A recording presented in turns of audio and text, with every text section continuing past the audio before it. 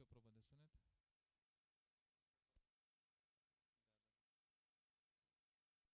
În cazul nostru, astăzi, sfertul academic va avea 10 minute.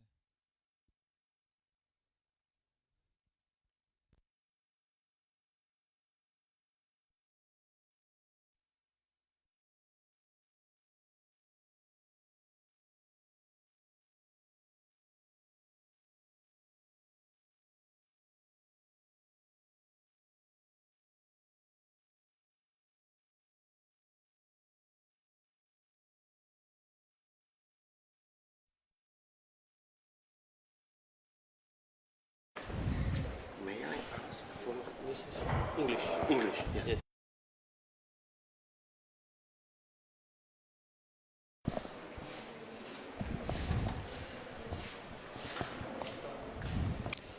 Ő az éma.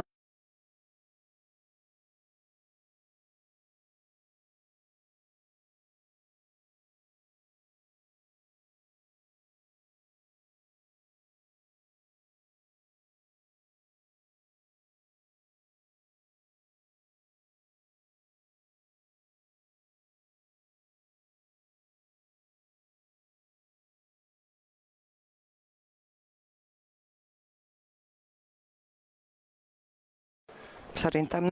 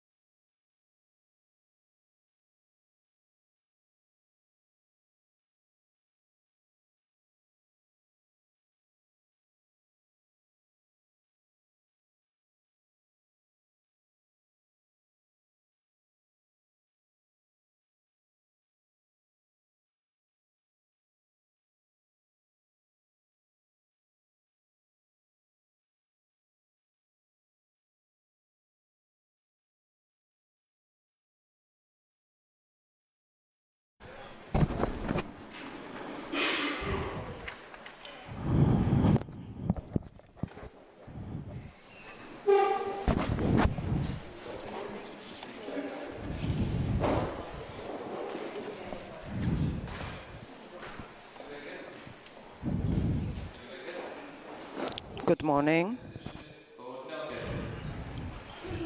Have a happy Women's Day. Sorry for my Hungarian. I have to improve it.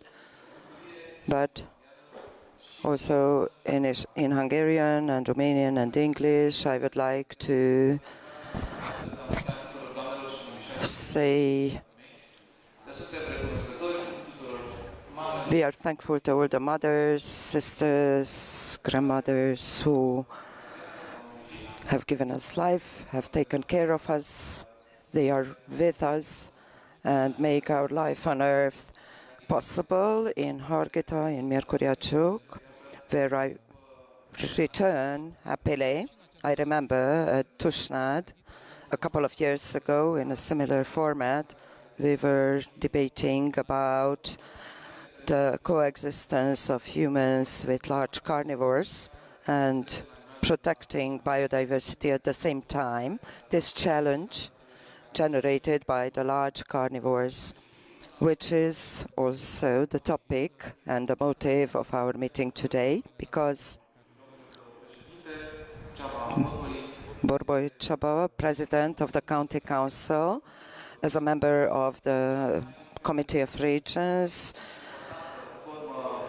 the most representative and important form of linking citizens with decision-making bodies, gathering important personalities of regional authorities. I am called Dan Carbonaro, President of European Road, and today I am facilitating the dialogue, starting out from the report that Borboy Csaba, President, is preparing at the Committee of Region, and the Shadow Rapporteur, Robert Zeman, that they have created under the title Protection of Biological Diversity and Coexistence with Large Carnivores in Europe. We provide translation into English, Romanian, Hungarian.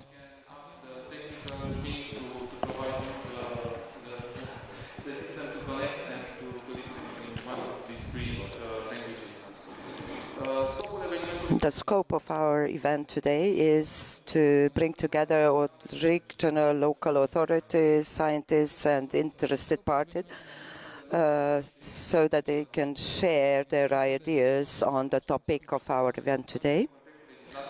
In the context of the Romanian legislation, we hope that the professional presentations will contribute to a deeper understanding of the challenges and the need for solutions for our communities, and we hope that the network session will also lead to an exchange of ideas.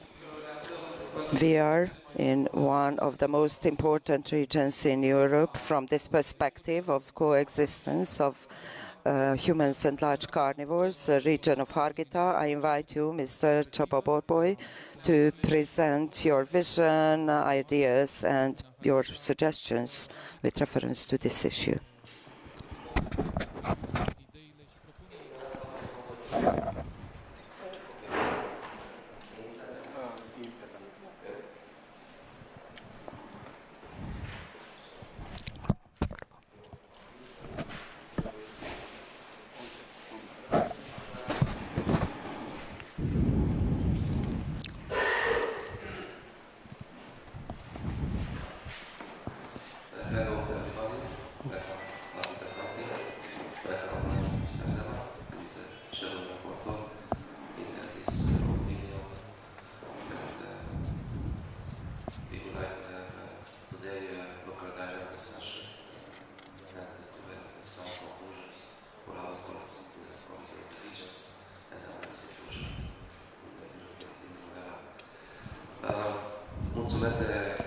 Thank you very much for the presence, Mr. Councillor. It is great that the Ministry of the Environment is attentive to what is happening here in Harghita, and we hope that our conclusions will be transmitted to the Minister of the Environment, and we hope that we can take some steps in the future, because step by step we have to go forward.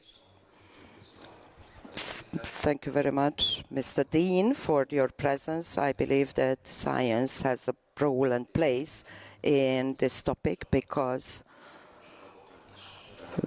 we can build only on scientific foundations and find the solutions for the challenges we are facing.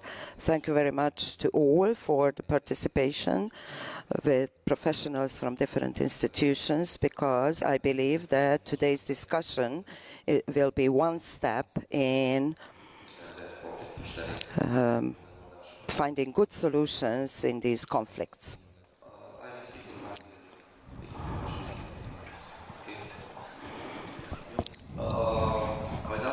As you can see, this is a report prepared for the Committee of Regions.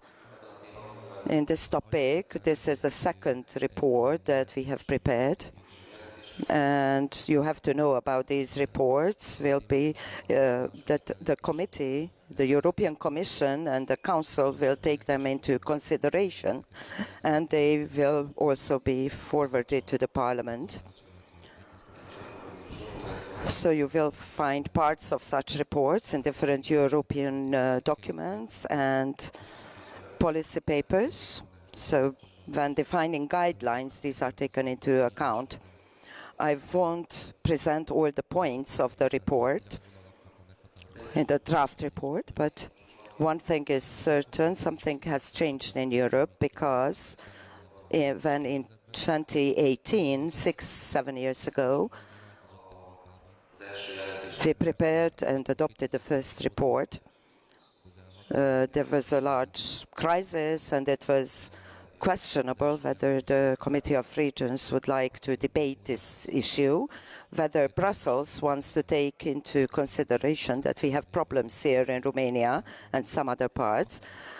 Finally, with a small majority, but the report was adopted, and after 6 years,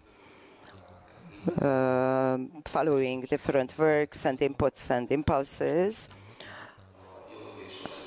biological diversity in Europe has increased, and the draft report was adopted unanimously in the working group. We had some votes against it, so that we can still hand in amendments before the plenary, but 99% of the conservative, liberal, socialist groups have voted for the report. It seems that the issue brought about a dialogue at European level, especially that we wish to preserve that beauty that surrounds us, but we also have to take into account problems and issues. Some articles of the report, one such article is the issue of the platform with reference to large carnivores.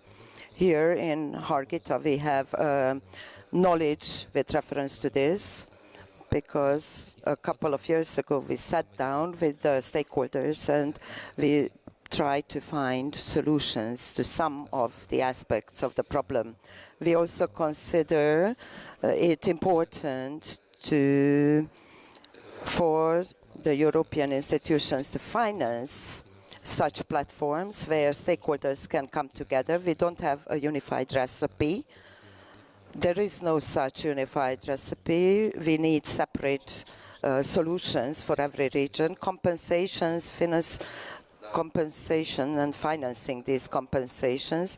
It seems that in Romania there were no compensations paid since last autumn, so we need regulations. We need regulations on European level. We need to eliminate the red tape, and we need real compensation, not linked to the number of trees or kilograms of fruit, but taking into account the entire damage that was produced. Lowering bureaucracy and red tape, we see that also in France there are issues with the red tape and bureaucracy. Farmers don't have the time to go about all these hurdles, bureaucratic hurdles. So European institutions should take care of these issues and not the farmers have all these bureaucratic hurdles. The security of people, in this sense, the Greens also agree that human life has priority. In internal territory, it shouldn't happen that hunters are running around in settlements after bears. So what we have here in Romania, that we are running after bears in settlements, that this shouldn't happen.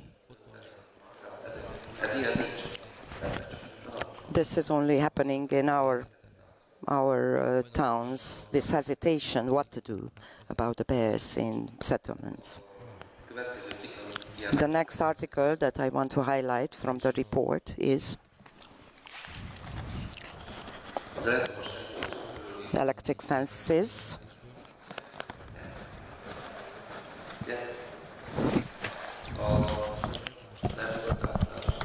Forest management students have come to our event. Welcome, Mrs. Mayor, as well.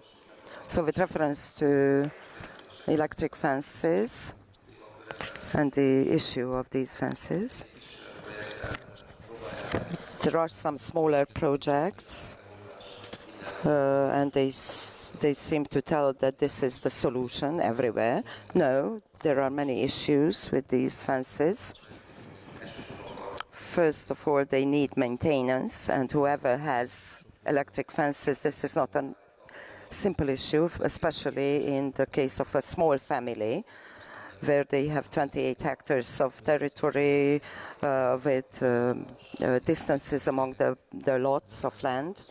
So whoever can put up electric fences on all these territories and can maintain them, that would be a miraculous phenomenon.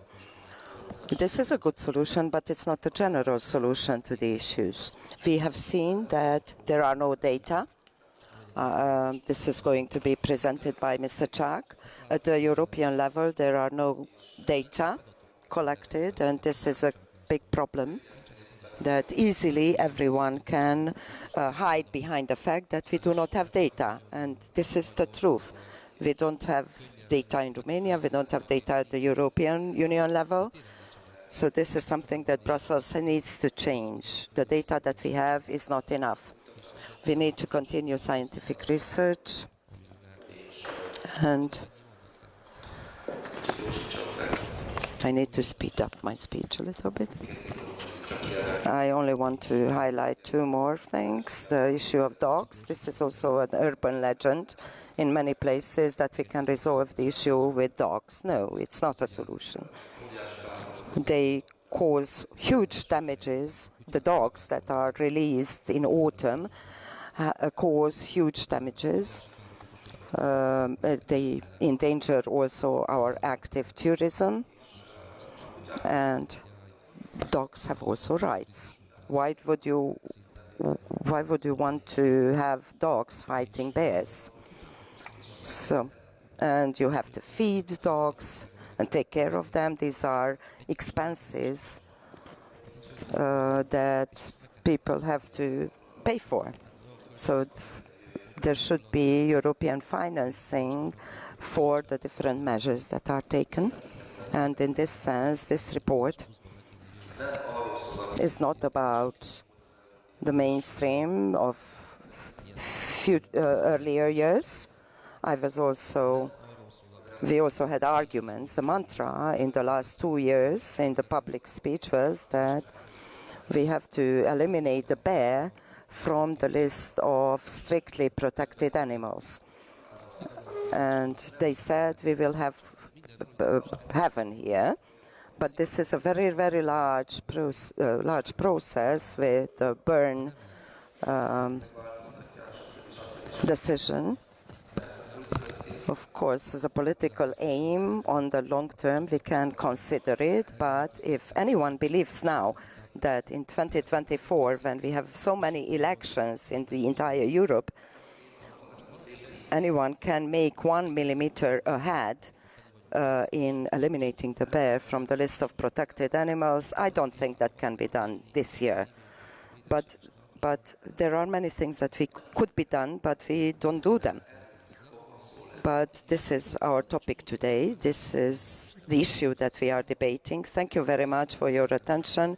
Thank you for Mr. Chak that we could prepare this report very quickly, and also thank to our international team and the ADI institution. We have a good background team that I can rely on, and I also thank our mentors who have opened up our horizon in thinking about these issues. This is my report, our report, that we would like to have adopted at the mid-April. Thank you very much.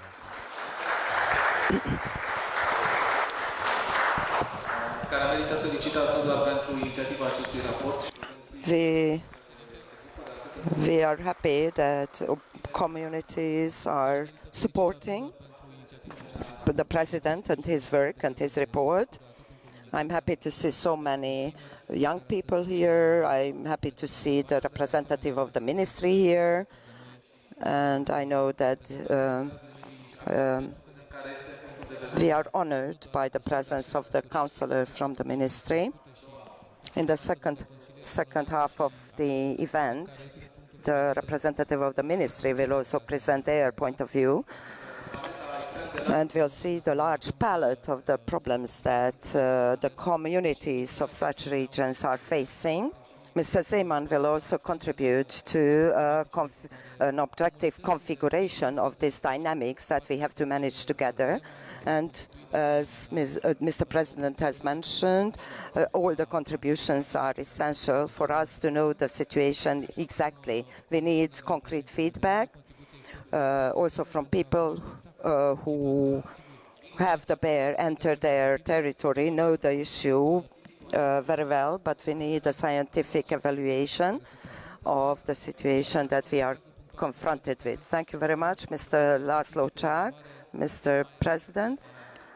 And through your contribution, we are going to be able to take a step forward for good solutions. Thank you very much. I'm going to speak in Hungarian.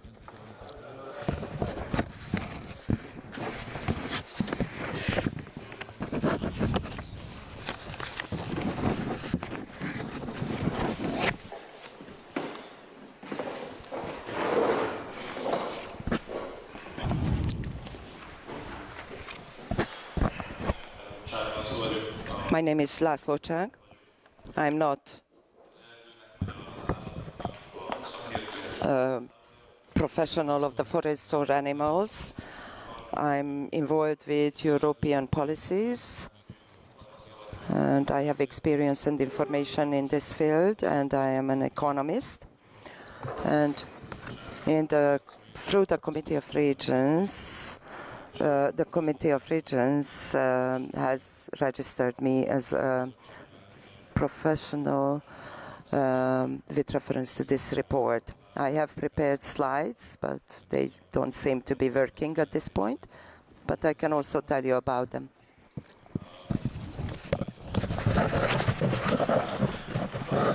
So the first thing that I would like to speak about is not the map, but the fact that the issue of biodiversity formerly was presented as something that will be lost in Europe. When we were talking about environmental policies of the European Union, when these policies were prepared, there was a fear in the scientific life, a fear with reference to the fact that biodiversity and the loss of biodiversity will cause fragility in our space of life. So without biodiversity, the effects of climate change will be more forceful.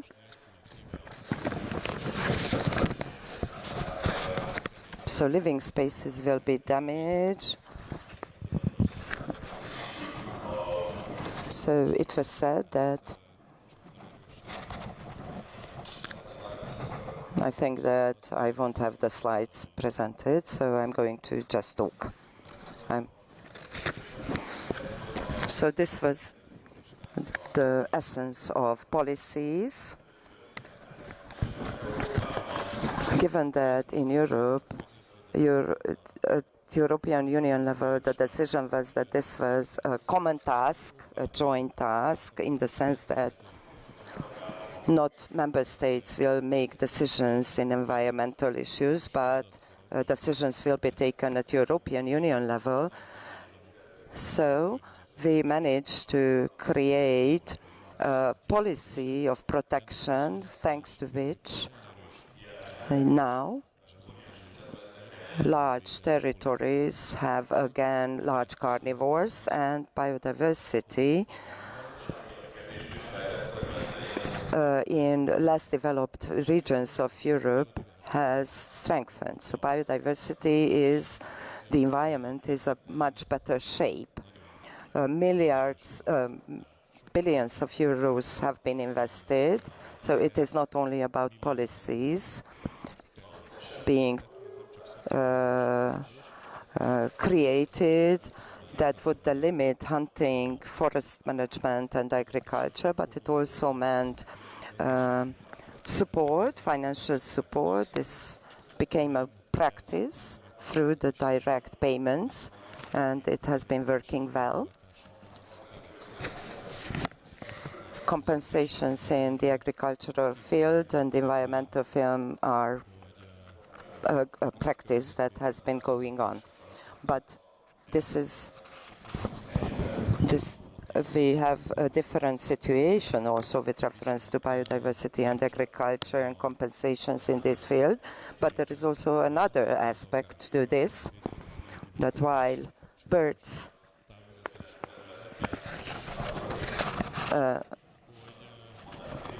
so one type of protected territories are for birds, and birds don't damage tourists and cows. And the protection of Natura 2000 territories, different small animals and trees live together, and this doesn't damage humans and animals, but large carnivores, and their presence now and their large numbers, which caused large damages and multiple damages, both endangering human life and causing damages with domestic animals, hunting them and killing them. So domestic animals have become the prey of large carnivores, causing thus large damages in agriculture and animal raising, and also in tourism. Not to mention the damage that they do to people. Who are the people affected most? Not the tourists who go on the mountains primarily, but primarily those people, those communities in mountain areas who, within the European Union, are the most poor. We can talk about, even without a map, if we imagine it on a map, for example, the brown bear and affected territories affected by the brown bears are the Carpathians, the highest regions of Austria and Italy, Spain and France, and oh, I have a map, and so the territories marked with brown are affected by the brown bear. Regularly visited territories, the Carpathians, the Slovakian and Polish part of the Carpathians, Italy, northern part of Italy, and the border territory between France and Spain, and in large numbers Finland and Spain. The northern part, from 5 kilometers from Helsinki, is a brown bear habitat. These are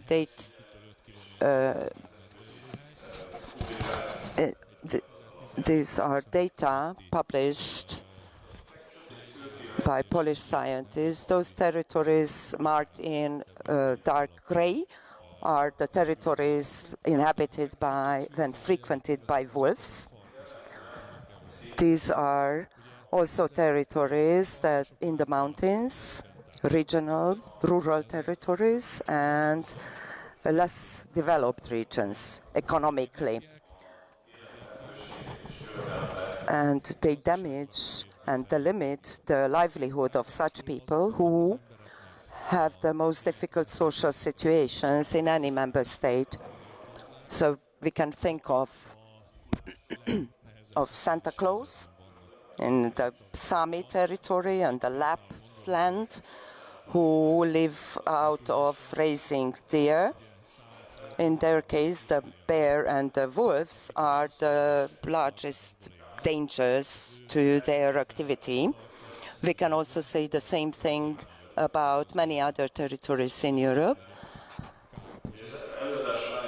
I mentioned that the Natura 2000 territories had a lot of compensation, every member state, from European funds. The territories of Natura 2000, marked by green on the map, cover only 18% of continental Europe, and there are large amounts funds for these territories. The constant presence of the bear affects 21% of the European territories, a very large number, and in the case of wolves, we are talking about 31%. So we are not talking about an issue that affects only Romania and Harghita, Covasni, Brașov counties, how many bears we have, but there are bears all over Europe and wolves as well, and they cover a larger territory than we could say that the compensations for Natura 2000 territories will resolve this. Animals don't look at the borders of Natura 2000 territories. They cover large distances. Bears live on large territories, on larger territories, and they don't care about Natura 2000 rangers and asking them, can I go out of this territory? Of course, they simply leave Natura 2000 territories. The European Union and policies have been successful. With limitations and compensations, biodiversity can be raised, but it is not enough to have the live project and count how many rabbits and wolves have met in a wood. And we spend €1 million on that. So we cannot resolve this 30% of the territory handled with such small projects. And farmers are not people like university students and teachers, simply showing them a map and counting some data and publish some data. They go with tractors to Brussels and they damage the building of the European Commission, as they have done in the former weeks. This is a huge issue now for every single farmer who lives in mountain areas or in less developed regions economically in Europe. It doesn't matter where, even in Germany. But look at if the wolf, if it transforms, shift the map, the richest regions of Europe remain out because they are economically developed. There are no bears, no wolves. Many people live there. The people who are most affected are those who live far away from these rich regions. This is not an issue of environment and agriculture, but it is also a social issue. And this cannot be handled with setting up free electric fences into villages or publishing a nice study. And we hope that the Committee of Regions can start a change in Brussels and in European Union mentality that we need financing for this issue. This has been already adopted at the level of the working group with the report of Mr. President and Mr. Zeman. And there was a very large majority voting for it. About the negotiations, we need to mention that the Directorate of Environmental Protection of the Commission, when we were talking with them, we mentioned that we also need billions of euros for this. Yeah, they said they agree.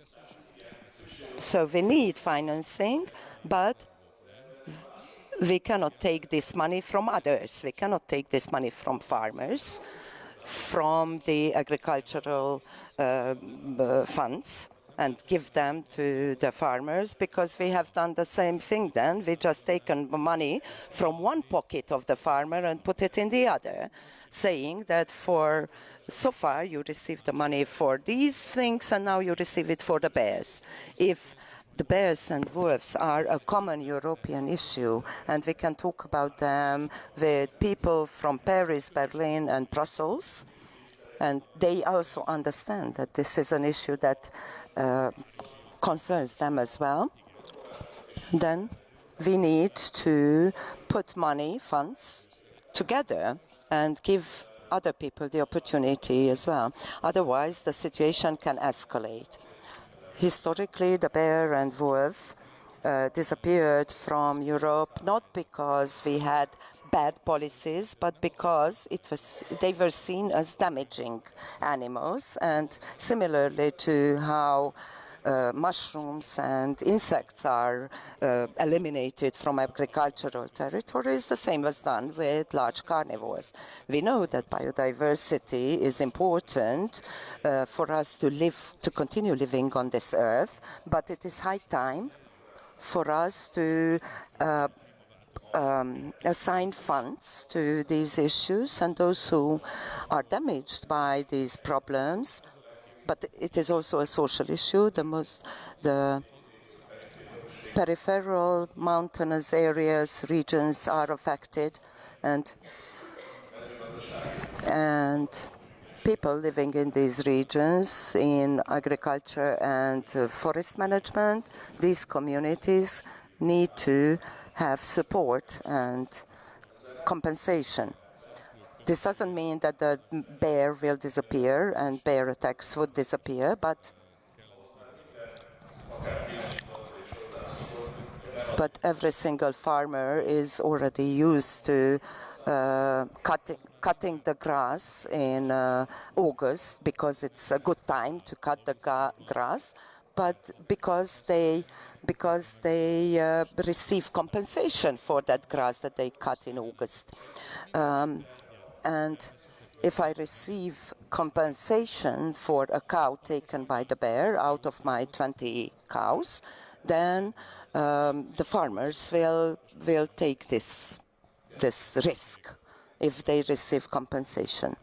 And from that point on, everyone at the situation will get better. This is not simply an idea, but it is based on data.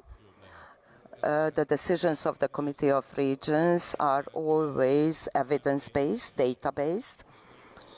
And if we can go back to the former slide, I would like to show you that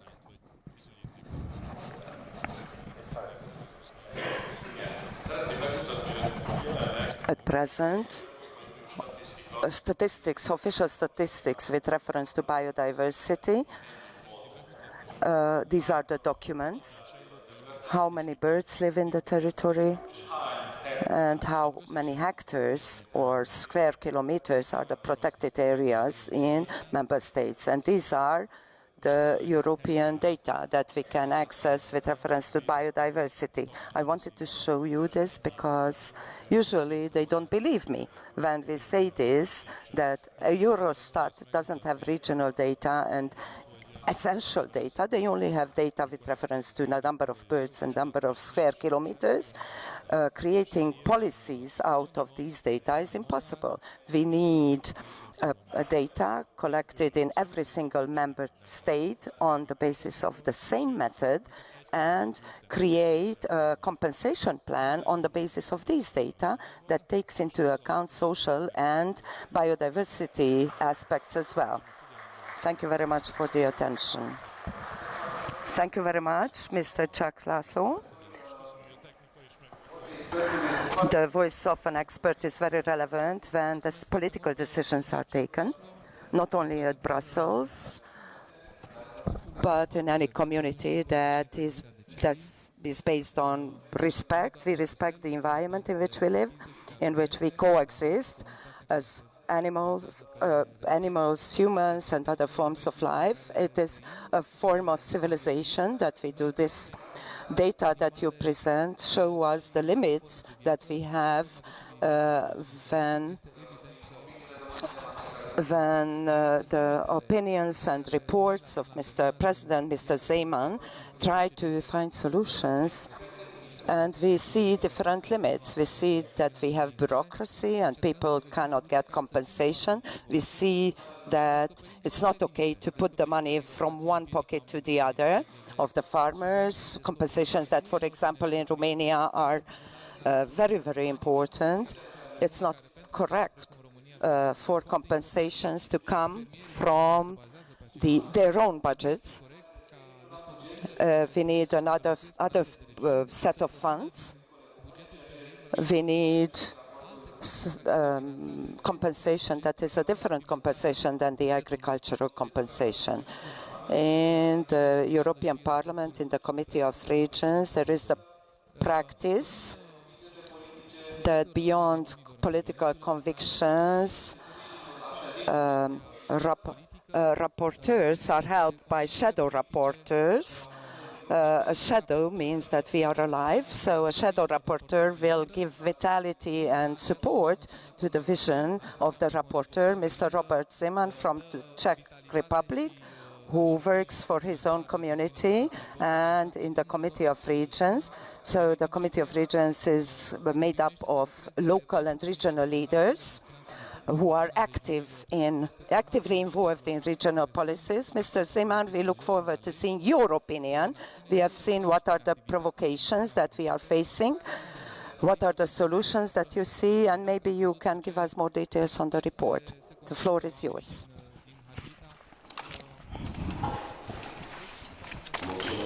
Nagyon hangos vagyok?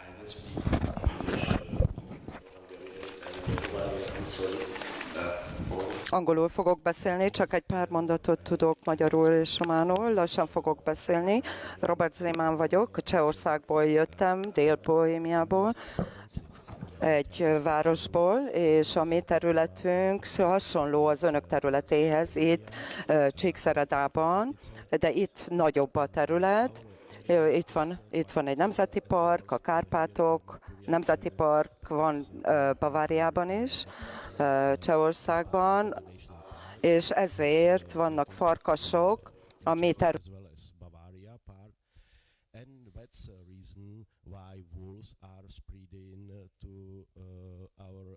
mi területünkön is. Számunkra kezd problémává válni, egy picit különbözik az önök problémájától. Minél magasabb egy terület, annál veszélyesebb lehet az emberek számára, de az egyszerű, a mi területünk is egy rurális régió, sok erdőséggel, és számos olyan mezőgazdász van, akinek állataik vannak, juhaik vannak, és amint Borboly úr is mondta az elején, nem minden technikai megoldás működik, logikusan nem is működhetnek ezek. Szeretném ugyanakkor elkezdeni azzal, hogy megköszönöm Borboly úrnak a jelentését. Az árnyék jelentéstevő vagyok, de tudja jól, hogy erősen támogatom azt, hogy a közösségünkben ez gyakorlatba ültetődjön. Nem volt könnyű elkezdeni ezt a jelentést, és erősen támogatok mindent, ami ebben a jelentésben benne van. Előzőleg a bizottságban ellene szavaztam, nem a téma miatt, hanem azért, mert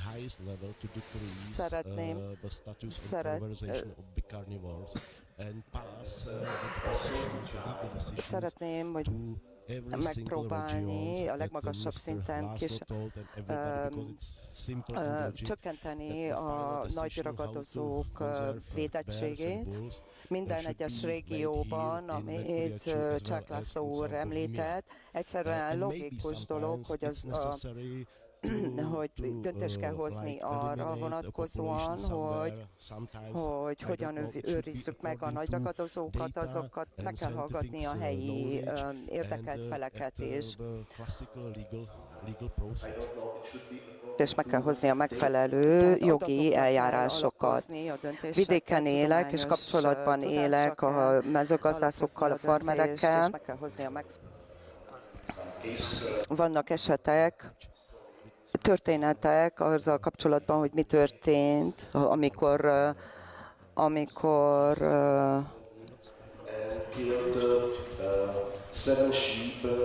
farkasok jöttek, és 7 juhot is megöltek, és elkezdte a folyamatot, hogy kompenzációt kapjon.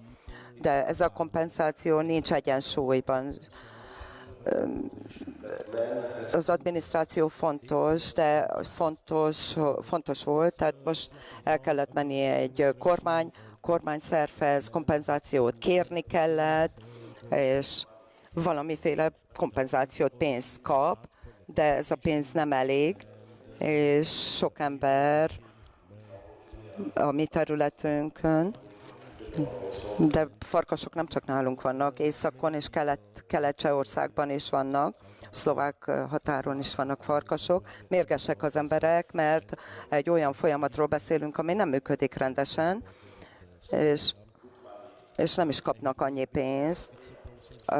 Könnyíteni kell ezeket az eljárásokat, kompenzációs eljárásokat. Úgy gondolom, és hiszem, egy kicsit szkeptikus vagyok, de azt hiszem, hogy regionális és nemzeti szinten gyorsabbá kell válnia, és tisztelettelibbé kell válnia ennek a folyamatnak, a kompenzációs folyamatnak, és nem kéne minden egyes károsodásért külön folyamodni, és hogy várakozzanak, hogy kapnak-e valamit, vagy nem.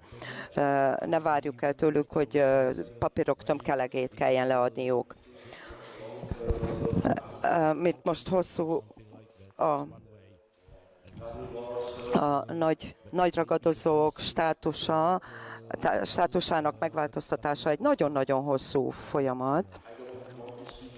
Nem akarok erről most többet mondani. Higgyék el, számunkra is nagyon nagy probléma ez a turizmus miatt. Az emberek félnek attól, hogy elmenjenek az erdőbe talán. Lehet, hogy most csak egy fizikai dolog, de a kutyákkal is probléma van, amint Borboly úr is említette, mert ahhoz voltunk szokva, hogy az erdőkben sétálhassunk. Ha elvadult kutyák vannak az erdőkben, akkor az probléma lesz. Tehát regionális szinten meg kell próbáljuk megoldani, és a régiók bizottságától is segítséget kell kapnunk ahhoz, hogy közös megoldásokat találjunk. Még egyszer köszönöm szépen, és az én szempontomból Borboly úr nagyon jó munkát végez a teljes európai tekintetben ebben az ügyben. Még egyszer nagyon szépen köszönöm, uram.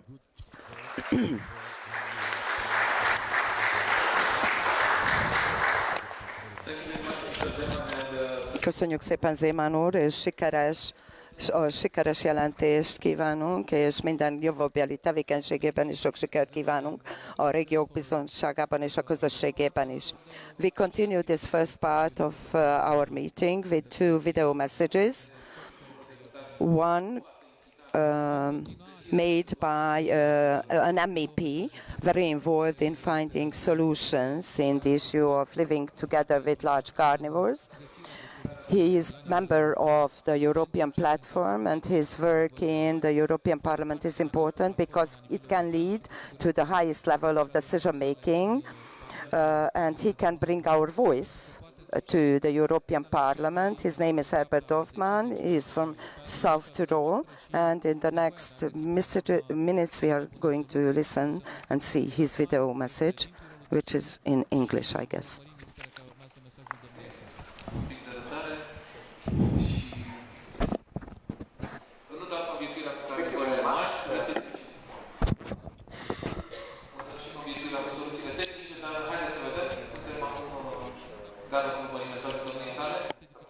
For the invitation to this local dialogue on biodiversity, protection, and coexistence with large carnivores. I apologize for not being with you in person today after the big congress in Bucharest. I unfortunately had to go back to Brussels. But I would like to take this opportunity to address you with a few words of my work in the European Parliament regarding large carnivores. As Mr. Borgole says in his report, we need a sound EU policy on large carnivores that take also the coexistence between large carnivores and human activities in consideration, especially, particularly when it comes to livestock farming.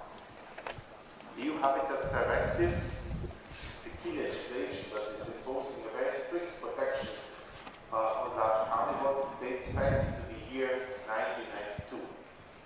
At that time, strict protection measures most probably made sense, as large carnivores like wolves and bears were already in many parts of the European Union of 1992. Today the situation is very different, and we need to adopt the old legislation to the new normal. A recent study of the Commission shows that in 2023 we have more than 20,000 dogs in the European Union. We have pets all over Europe, on almost every country of the European Union. With a high reproduction rate and with almost no natural enemies, we can only imagine how fast this number will increase also in the future. In December 2023, the Commission proposed the downgrading of the strict protection status of wolves in the bird convention. Now the member states in the Council have to vote on it. I strongly call on the support from Romania for this vote in the Council. The Parliament supports the downgrading of the strict protection status in the bird convention. This position we already adopted in the Parliament's resolution in November 2022, and we repeated it in a plenary debate with the Council and the Commission that I initiated myself in this February plenary session here in Strasbourg. Downgrading the protection status from strictly protected to protected species does not solve the problem. But large carnivores will continue to hunt and attack these strains. However, it will provide more legal certainty and effectively apply regulations where needed. This legal certainty would also be highly required for bears. In my region, the Tyrol, we have many bears in the southern province of Trek. Recently, unfortunately, an accident with a bear led to the death of a young man who was jogging in the forest. Simply too many bears are sharing a very small habitat. Conflicts with humans are rising. So, I work hard with my colleagues in the European Parliament to address the issue of large carnivores with the aim to give member states and regions the necessary legal tools to implement a reasonable and effective management of large carnivores. I wish you all the best in your work today. Thank you very much. In principle, the the position of the MEP confirms what you in Harghita you have been signaling, confirms what is happening in the Czech Republic. It confirms what is happening in many parts of Europe, and you have seen the fact that the legislation dedicated to the protection of large carnivores dates back to 1992. Romania was not a member state. The scientific changes that stand at the basis of the report and mentioned by Laszlo Czark shows the dynamics registered in the area of nature. And of course, we have to consider these realities. I would like to ask for this first part of our meeting to agree, Mr. President, to start the interaction with those who are here. There are very many young people, and we are happy because all the issues linked to the environment and our coexistence should be an integral part of the implication of young people. We have representatives of local authorities, ecologists, members of the Association of Hunters, members of communities who have confronted problems of coexistence with large carnivores. And I would like to encourage the audience to interact with the panel.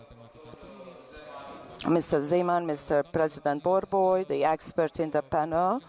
After which, on the same model of interaction, also in the second part, we'll have the chance and opportunity to a dialogue. Just put up your hand and phrase your questions, please.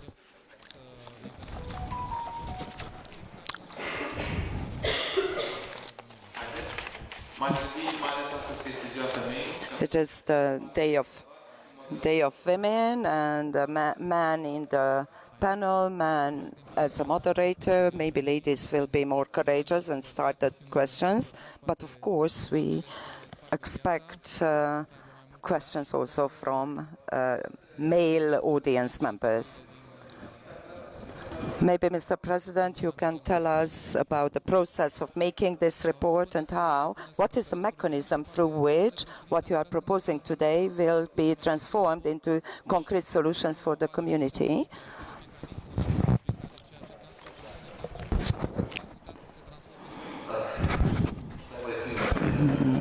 I caught a cold and I put up my mask so that I don't infect anyone around me. As I mentioned at the beginning, the report, we are negotiating constantly with representatives of the European Commission, primarily with the Directorate of Environmental Protection, within which we also have the Biodiversity Directorate. And besides that, we are also communicating with the Parliament, European Parliament. We try to sustain our data and help members of the European Parliament to see our point. Here back home, we would like to achieve in the work of the regional platform that we want to revitalize. We have the agreement from Brussels for that. There is at European Union level a platform that brings together stakeholders at European level, and we'll have a regional platform in Harghita County as well. A platform where we want to elaborate and draft solutions. And we hope that the government and the parliament will take these into account, these solutions and points that we elaborate on the platform. Parallelly, several studies are going on about what is not working well, where are needs for improvement, and we also try to phrase these needs in texts and the level of legislations and amendments here in Romania as well. So we are working on two different levels. One is the European level, and at the Union level linked to such a report. For example, we have the opportunity to present the report when there is a decision-making, and before a decision-making there are conferences, and we have the opportunity to present these reports and issues. at different meetings of specialized policies. Hungary is going to take on the presidency of the Council from the summer. This is the same period. So if the Hungarian government will also consider this issue important, and Secretary of State Zsigmond Barna, who used to be Consul General here in Csíkszereda, he is the Deputy Minister in the Environmental Protection Ministry, and if the Hungarian presidency can take this issue on the agenda, then probably it will have an even larger effect. So these are the paths that we can take in the future. Thank you very much, Mr. President. Mr. Zeman also wants to add something. Igen. Csak annyit szeretném hangsúlyozni, amit Borboly úr is mondott, hogy meg kell próbáljuk hatással lenni a fölöttünk lévő döntéshozókat, és a regionális szinten is hatással kell lennünk. Kommunikációval, különböző adminisztrációs és logisztikai intézményekkel el kell döntenünk, mi a jogi státusa a dolgoknak, hogy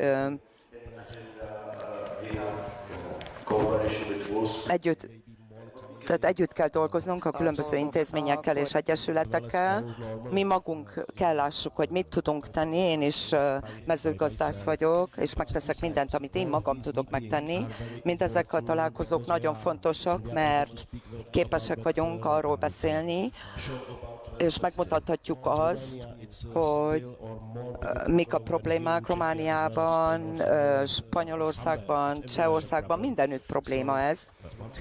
Tehát még egyszer nagyon szépen köszönjük ezeket a lehetőségeket, és nagyszerű, hogy így összeülünk és megbeszéljük a dolgokat.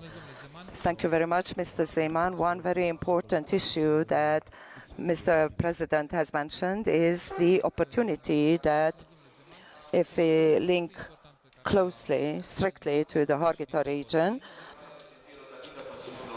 So the presidency, the rotating presidency and taking the presidency by Hungary, the historical connections, this presidency can be very important with reference to mechanisms in the European Union for the presidency to push. We know very well what are the roles of the Council, for example, with the issue of the Schengen Romania joining Schengen. So we know how the mechanisms of the Council and the collaboration between the decision-making bodies at the European level, it is important for the voice of the communities. Local and regional communities have a voice at these European levels. I would come back to the audience. We still have a couple of minutes dedicated to this dialogue, this conversation, and if we have more and more clear opinions, especially that you are members of a community who really confront this provocation. So this event is dedicated not only to present the report prepared by Mr. Borboly and Mr. Zeman, but it is also important to give us feedback. Maybe you wish more. There were presented some issues that were presented today. What were the compensations that you received? What are the sources from these compensations are paid? What are the regulations? When do you have the right to protect yourself? When do you don't have the right? When the carnivores come into the community, affect the yard, the house, we have live transmission, live streaming, which probably would contribute to a larger understanding of the issues. You have seen the map presented by Mr. Chak. There are areas where we have no color. There are people who live in urban communities who do not understand what are the problems that we are facing. And from this perspective, it is important for your voice to be heard. You know very well what your problems are, but many don't understand. Is there anyone who has been affected? Good day. My name is Lehel Hadnagy. I am engineer in forestry management. I'm leading such an association here in the region. I would like to ask Mr. President and Mr. Shadow Rapporteur, there is this report. This is handed in Brussels. What is the period till we'll see an effect produced by this report here in our regional matter? Because the mills of the Union are very slow, and still till this report affects policymaking in Bucharest and in Harghita, I think that this is a step. It needs to be done, but I think that it will have a very long run. Until then, we will have to solve certain situations and issues here at our level. We have seen the map presented by Mr. Chak. We have wolves, we have bears. We try to coexist with them. Well, not live together with them. I live together with my wife. We try to coexist with them. And in the Union, there are states, parts, regions, where these species don't exist. So they don't care about these problems that we are talking about. I believe that the report will have a very long run, and it will much time will pass. So we'll need more involved parties in Brussels from other regions as well to applaud for the position, the clear position that he has taken, very realist vision.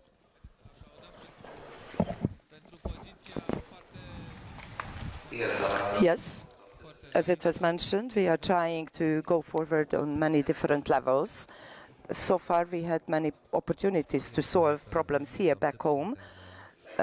Some policy aspects have been resolved. I don't know what would happen if we wouldn't do anything. So we go forward. What has changed as compared to the former report, we included the element that it's not okay for a member state to not take into account the problems of its citizens. And this report has a new element. We hope that we will find Brussels support for that. So the new element is that those member states would be punished where compensation plans are not taken into serious if they don't care about these issues, because we have many ministers all the time, so ministers change each other, and everyone had the goodwill to help us, but on the steps of the academy and the parliament, somewhere parts of the issue were stalled. And we see that if we are talking about waste management, there is a legislation to that. And everyone receives penalties if they don't adhere to this legislation.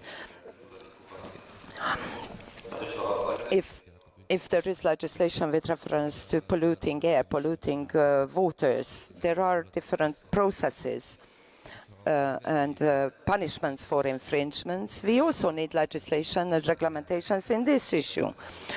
The entire international legislation is not complete in the sense that it is not compulsory. We know how to protect the protected species, but we don't have unified legislation with reference to compensations and how to protect human life and human health. So we also have European parliamentary election, and that is also why we organize this meeting here. I hope that our representatives will take upon themselves this issue, and the Romanian delegation in the European Parliament, we have there Mr. Budai and some other, as you see, Mr. Dorfman. We have a team who try to do something. As Mr. Chak has said, yes, the mills of the European Union are slow. We have a huge problem and solutions are very slow, but these are the steps that we can take.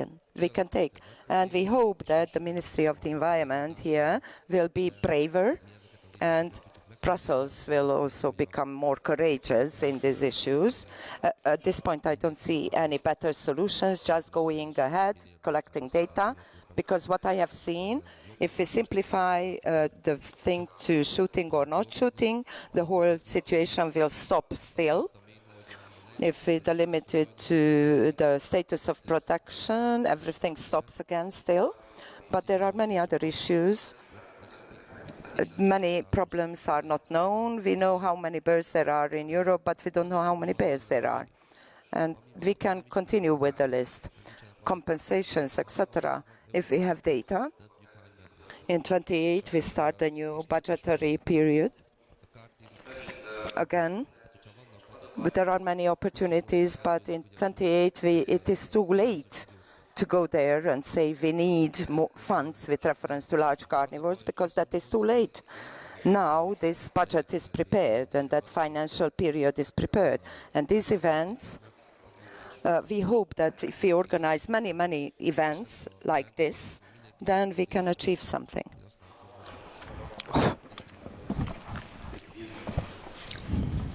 Thanks for your contribution.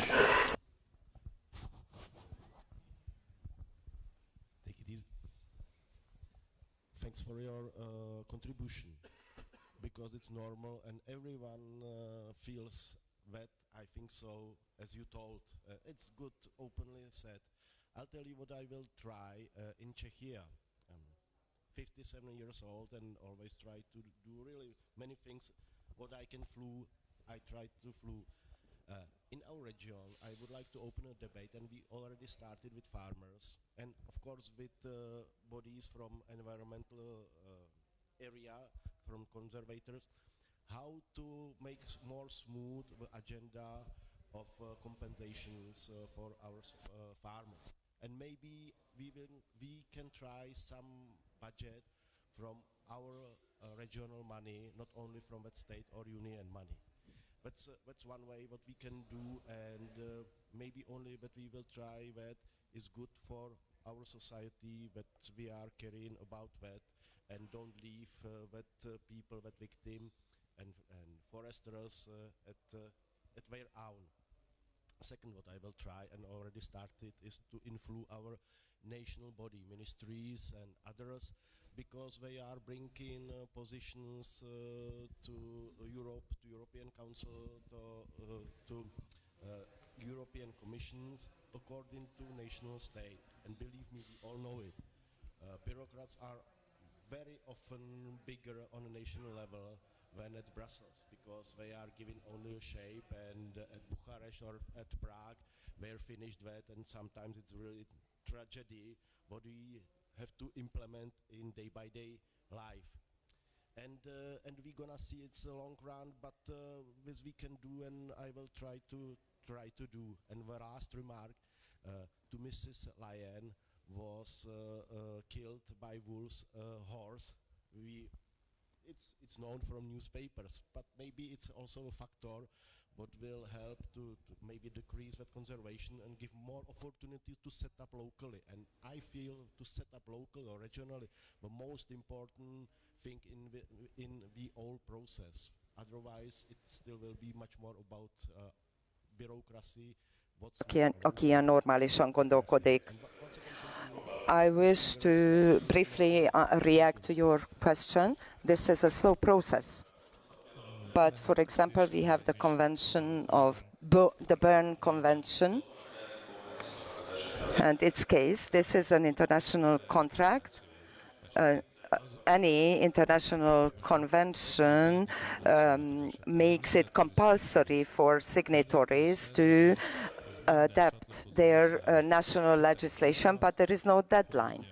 If the Berne Convention changes the status of protection of bears, so from strictly protected to protected, that will only mean that the words have been changed in the convention, but member states can decide to implement a more strict status than is specified in the Convention.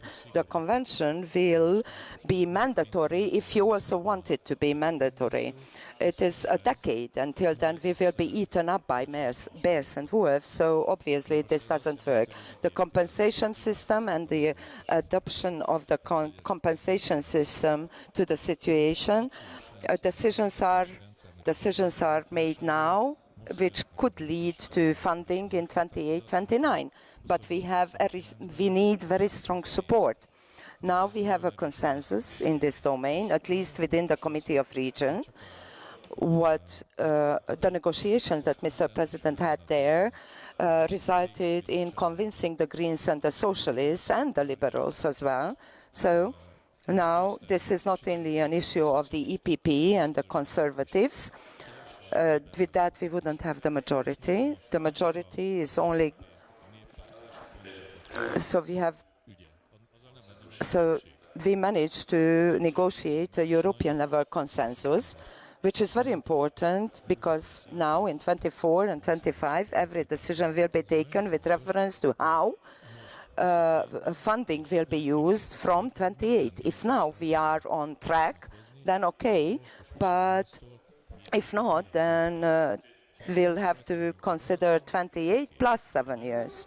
7 more years. Of course, the Berne Convention is also very important. Funding is also very important, but now we can achieve a policy shift after the elections. We'll have a new parliament. The content of the EP will be changed. We hope that many members will be elected who can agree with us. Among the present parliament, we have many such representatives who will not support us. Thank you very much. We will continue in the interaction with the audience. We are waiting for your questions also in the second panel. But we have another video message that contributes to our debate today. It's a video message from Dr. Miklós Heltai, Director of the Institute of Wildlife Management and Conservation from Hungary. How can wildlife management and hunting be a tool to achieve conservation goals? Let's listen to the message together. I'm the director of the Institute. Many people think that environmental protection and wildlife management and hunting are in contrast with each other. There is a wide divide among these. They think that these activities cannot be brought together. They think this despite the fact that many international examples are for wildlife management and hunting can be used for conservation goals, and they are tools of that. A good practice of this is coexistence with large carnivores and coexistence with such species who can cause damages in human life.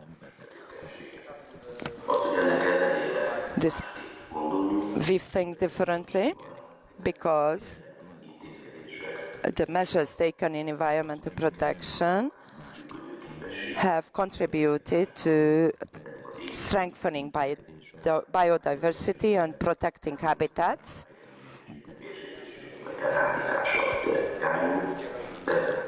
Within this activity, in many cases, they think, experts participating there think that in protected areas and in cases of protected species, use through hunting will cause a negative effect.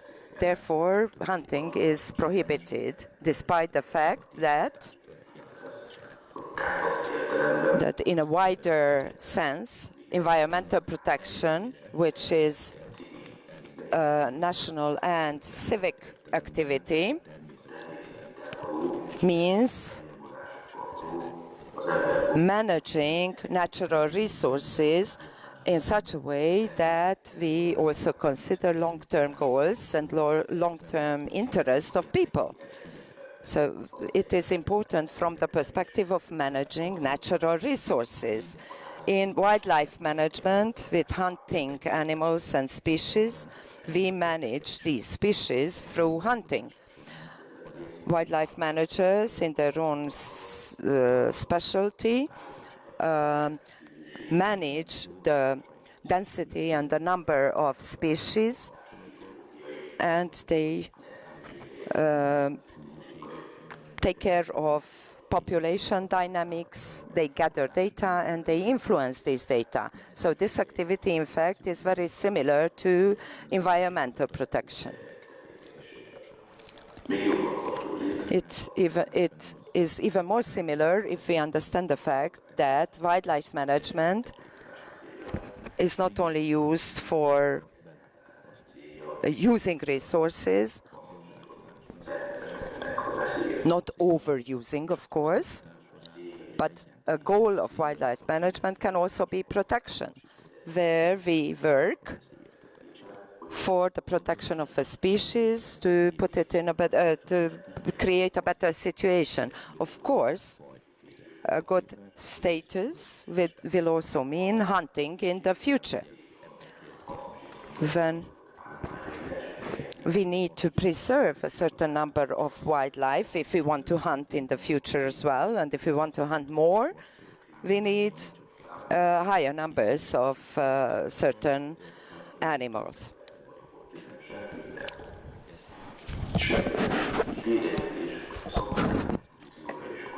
And wildlife management also has a regulatory function, in the sense that in the case of highly protected species, if the density is too high, then we have to manage those numbers, and wildlife management does that.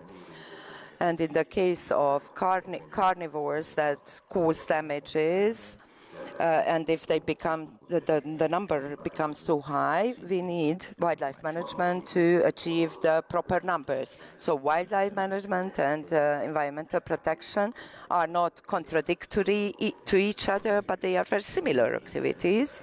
We are talking about habitat management and manipulation of population dynamics, and the protection of species and habitats, the use of species, and management of dangerous species. These are not activities that go against each other, but it is a continuous different parts of the same activity. We start with protection, then we continue with usage, and then we finish it up with limitations. So these activities, in the majority of cases, in both areas, are important and useful. Within this, if we look at environmental protection activities and the protection of species,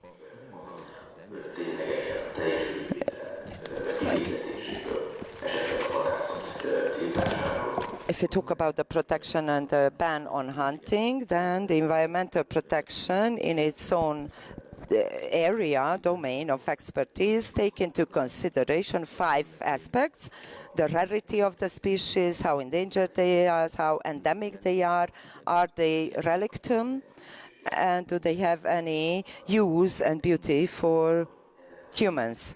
If these goals are true, if you look at the platform and the data of the platform, European platform, we know that on the European continent there are 10 populations of bears in 22 countries, and we know of at least 18,000 numbers of species. The same platform, in its own evaluation, this is a civic initiative for the conservation of wild carnivores. They do not deny the fact, and they don't consider a problem hunting the brown bear. They say that we need a monitoring system and a quota system, but hunting wouldn't be a problem. And they also highlight the fact that The damages that bears cause are quite frequent in Europe, and we have to step up against this for the protection of local communities. The protection of the brown bear as a species is not, it's not a rare species. It is not endangered in its territories, it's not endemic, and it doesn't have a character of relictum. What happens when a species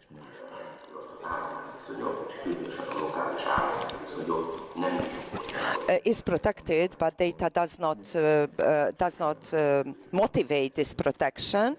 Well, the legislation with reference to the protection doesn't have a value any longer because people consider that this species shouldn't be protected. If it is a species that causes damages to people, then conflicts increase because communities at the regional level do not have any good coming from the species, but damages are caused, and then the species is not considered as valuable. And this will have consequences in local communities. Probably you will gather many data at this meeting that you have. The general European approach is that the problem has to be solved by learning how to live together with the bear. Is this possible, and can this be done? One most important scientific journal in Nature, in the Nature Scientific report, there was published a document according to which large carnivores and bears usually attack people. These attacks are important in those regions where this, for example, in this region where we are now, in the bottom right part of the map, you can see South Europe, and we see the density of bear attacks. Analyzing data, we can see that the number of attacks going forward in time grows, and there are, as the more attacks, the more bears, and the rarity of the inhabitants. So mountain areas, rural areas are in danger. Attacks show the number of the species and endanger that population. That is the goal. That is the protection of which is the goal of European policies. Coexisting, living together with the species is not possible. There is no such living together where one part constantly attacks the other. What we can do is coexisting, the basis of which is mutual fear and respect. This is how we coexisted for centuries. This fear means that the bear needs to be afraid of the bear, and humans should be afraid of the bear. What can produce this fear is, and the tool is hunting. Hunting in Europe is part of managing bear populations. According to a volume entitled Bear and Humans, the data show that in Scandinavian countries, where the population of brown bears is lower, by the way, hunting and compensations are part of bear population management and achieving conservation goals. Planned, controlled, monitored hunting is a good tool. There are many examples on YouTube. Conservationist Cry, a film that says that in those African countries, so where hunting is not open, the number of large carnivores is decreasing.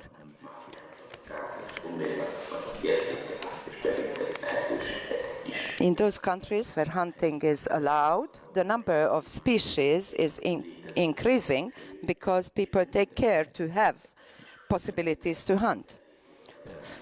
So every stakeholder has to step out of its own errors. Environmental protection needs to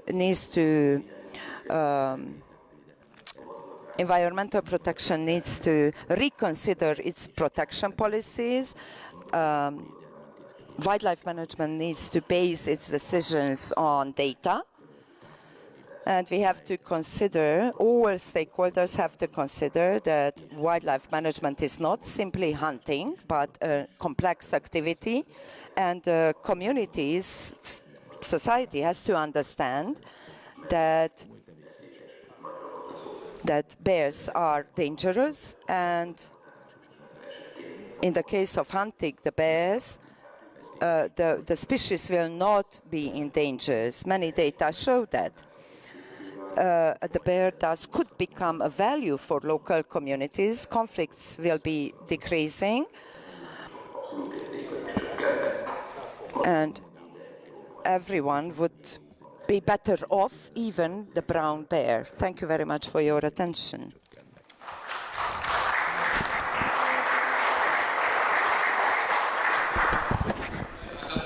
Thank you very much. This was the intervention of Dr. Miklós Eltai.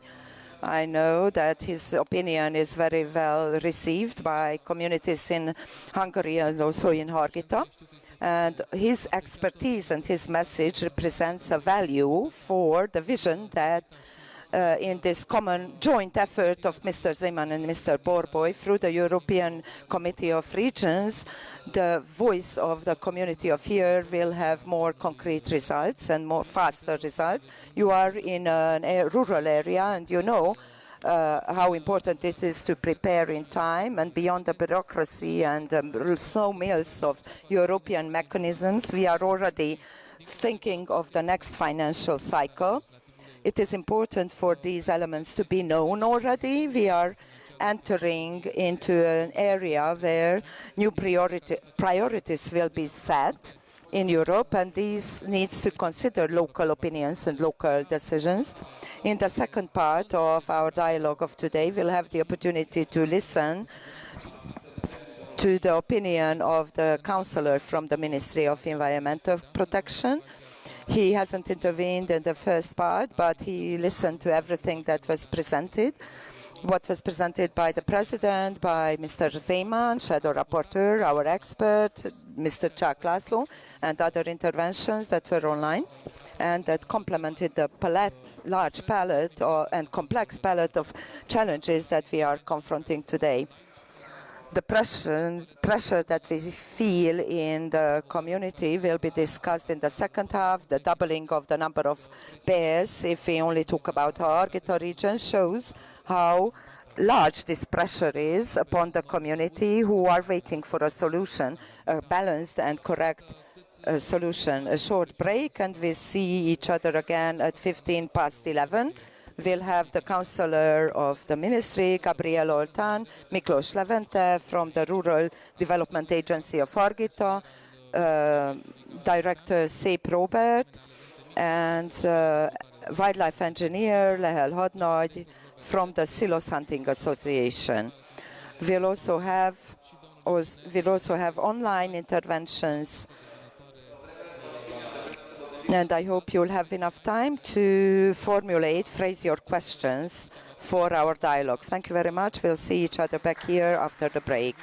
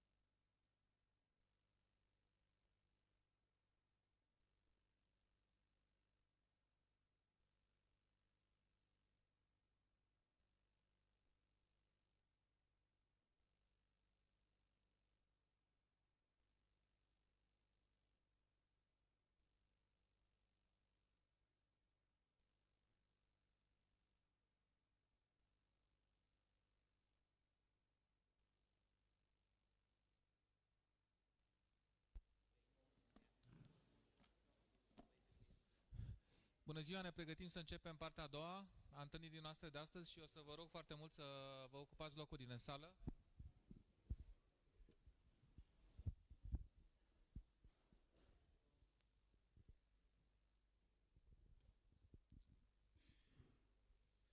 Am avut o primă parte pentru care trebuie să-i mulțumim raportorului Comitetului European al Regiunilor și gazda noastră de astăzi, domnul președinte Ceaba Borboi.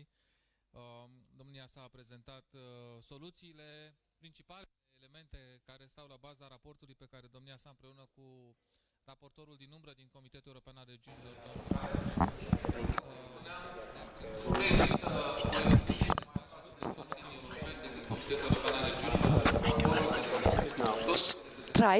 tried. All the representatives at local level, representing the European Parliament. Angolt keres. So the Committee of Regions at the European level has an important role in promoting these local and regional issues. Mr. Borboj promotes not only the problems that the local community confronts, but comes with solutions from which many other communities of Europe could benefit, presented by the experts in different colors on the map: brown, blue, red, depending on the species that are protected there. There is an anecdote according to which one of the speakers of the first part spoke about the fact that we live together with people, not with animals, but we have to fall to agreement in the fact that we are living beings who need to have their own rights. We have to understand the existent species who don't speak in our own language. We have to coexist somehow. We are going to have a provoking panel. The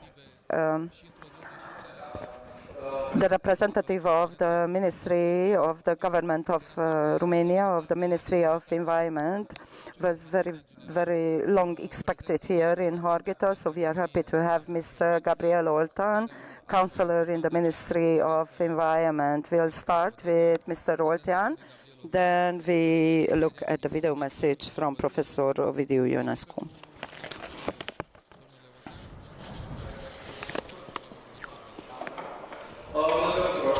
Good day to everyone. Mr. President, thank you very much for the invitation, for the Ministry of Invitation. I'm happy to be here today. And there are two things that I want to to highlight. This is the best place to have this meeting because Harghita County, not only in the last years,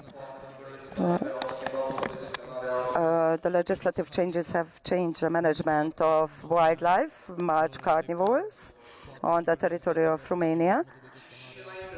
But even before these legislative changes, when Harghita County has a history and a scientific basis for the management of wildlife and bears, an adequate management that led the population of bears to a favorable conservation status, to certain the coexistence of local communities and large carnivores. What is even more, the contribution of Mr. President Borboj to the Committee of Regions is welcome also because he comes from a community that has a history in ascertaining the coexistence between large carnivores and people. Now, at the level of the ministry, the topic is at the top of priorities, given that if we think strictly from the perspective of the impact that the management of large carnivores has on local communities, and especially the discussion with reference to the management of brown bears in Romania, we have to consider it of maximum importance. I want to highlight the fact that at the level of the ministry, on the first place we have human life and ascertaining the security of local community activities that are in close interaction with large carnivores, brown bears, for example, communities in this county, but at the same time, we have to ascertain the fact that the population of large bears, large carnivores and of bears stays into favorable conservation status. If this discussion had taken place 20, 25 years ago, certainly we wouldn't have asked, we wouldn't have talking about the issue the same way, because every year we see the impact of climate change and we cannot negate that it has a direct impact on our life. We ended up in the point where, as a society, we have to accept and understand the fact that the conservation of biodiversity is an element that can bring balance in the fragile ecosystem of the planet at regional, European, national level. So we have to give importance to the method how we manage large carnivores. I was thinking during the first part of the discussion to the solution that I know in the 70s was adopted for managing wolves. There were prices paid to those who brought more and more heads of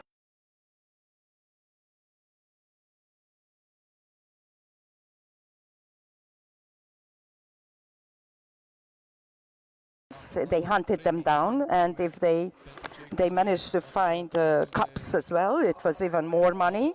This was a solution, an extreme solution, and from the lessons that we have learned for a solution to in the large carnivore management and to find the coexistence mechanisms, a solution needs to be, for its implementation, the solution needs to have to be accepted socially and for it to be functional. No extreme solution helps us.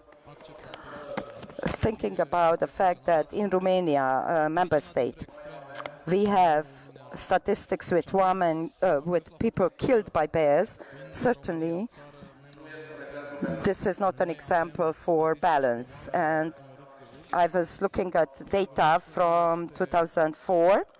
It was a different situation with reference to management of the bear population. So from 2004 to 2022, we have several people killed by bears, which is not with reference. We shouldn't be talking about such things.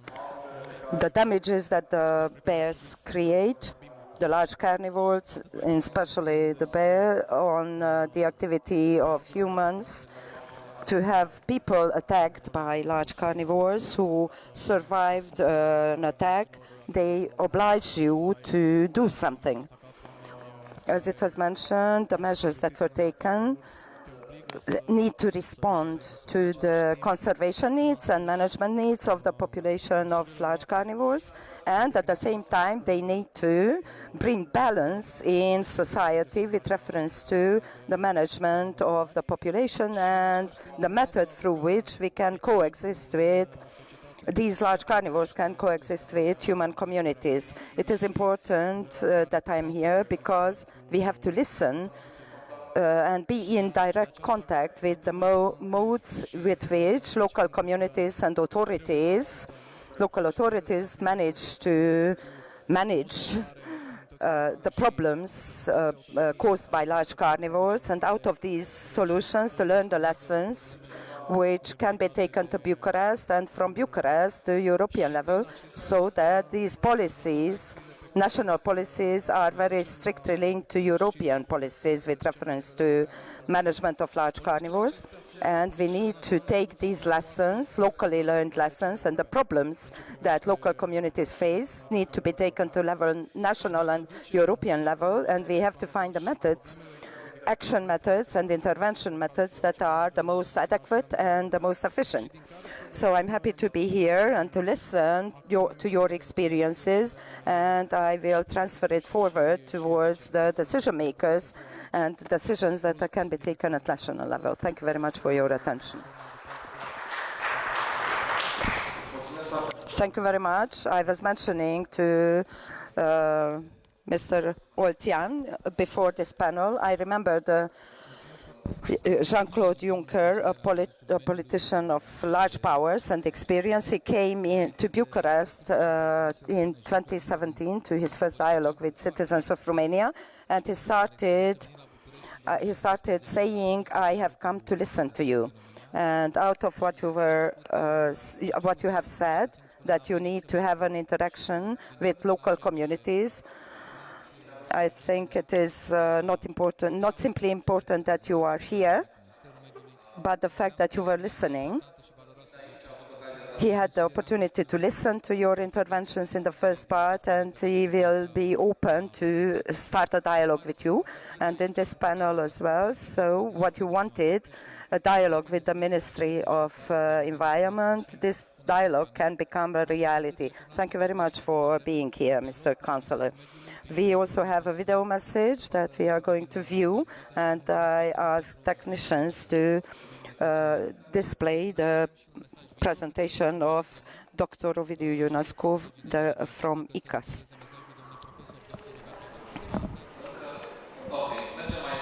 Okay, so we step forward, and I invite Mr. Levente Miklós, Rural Development Association of the Harghita County Council, talking about wildlife damage caused by brown bears in Harghita County, aggregated data in the last 10 years. So we'll have a relevant dynamics with and important data.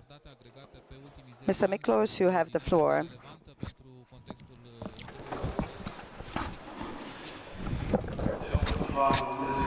Good day.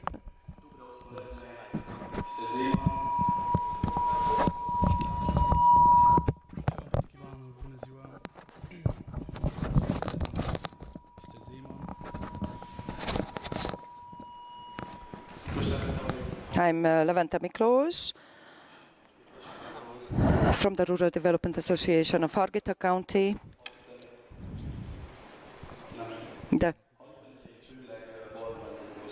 And we are going to talk about wildlife damage caused by brown bears in our county in the last 10 years, data from the last 10 years. The earlier speakers and presenters mentioned that we don't not really have data at union level. Mr. Chak mentioned that. And as you could see in the presentation of Mr. Heltai, they are using data, Eurostat data from 2015. The same is true here as well, that for every information we send many documents until we find that one data. So the next presentation will be a work of the last 10 years, a very hard work and many efforts of the last 10 years.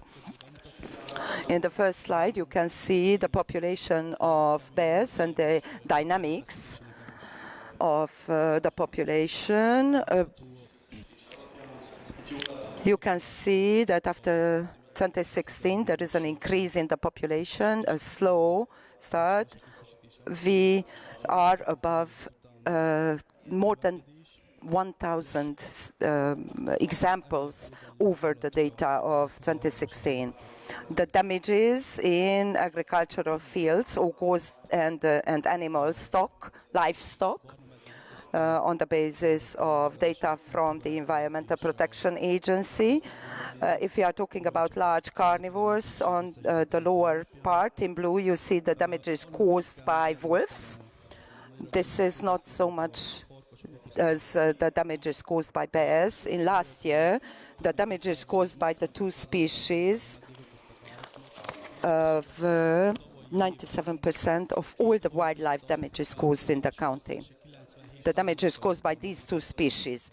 We have victims as well. In the last 9 years, we had 114 victims of bear attacks, among them also those who deceased.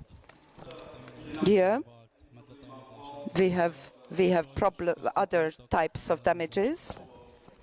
You can see here data of the county police. There are accidents, traffic accidents caused by bears in the last 7 years, 88, with an amount of 330,000.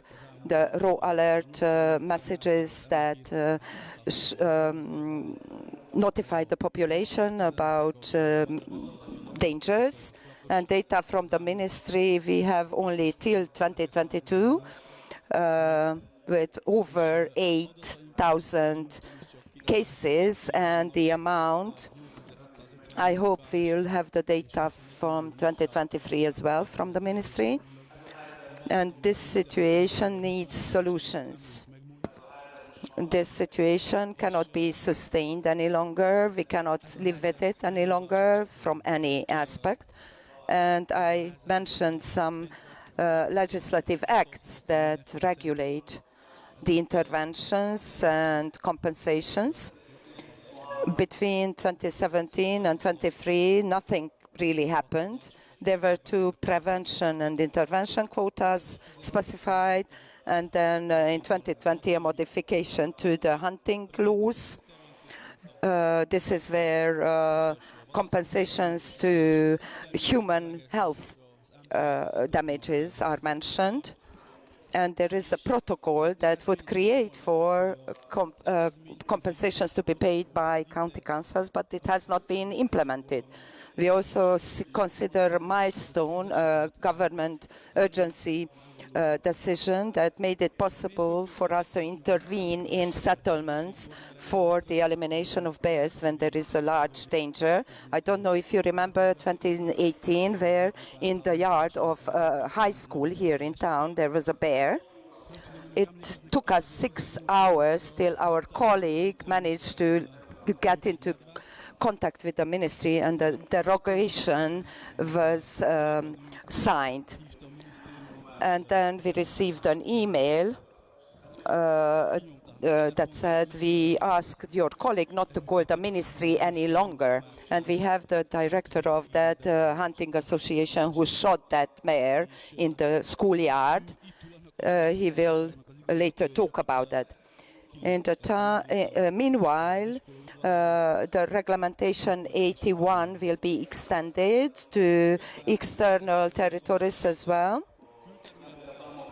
And regulation that allows the shooting of a bear who attacks people, but then there was a government decision that eliminated the earlier one.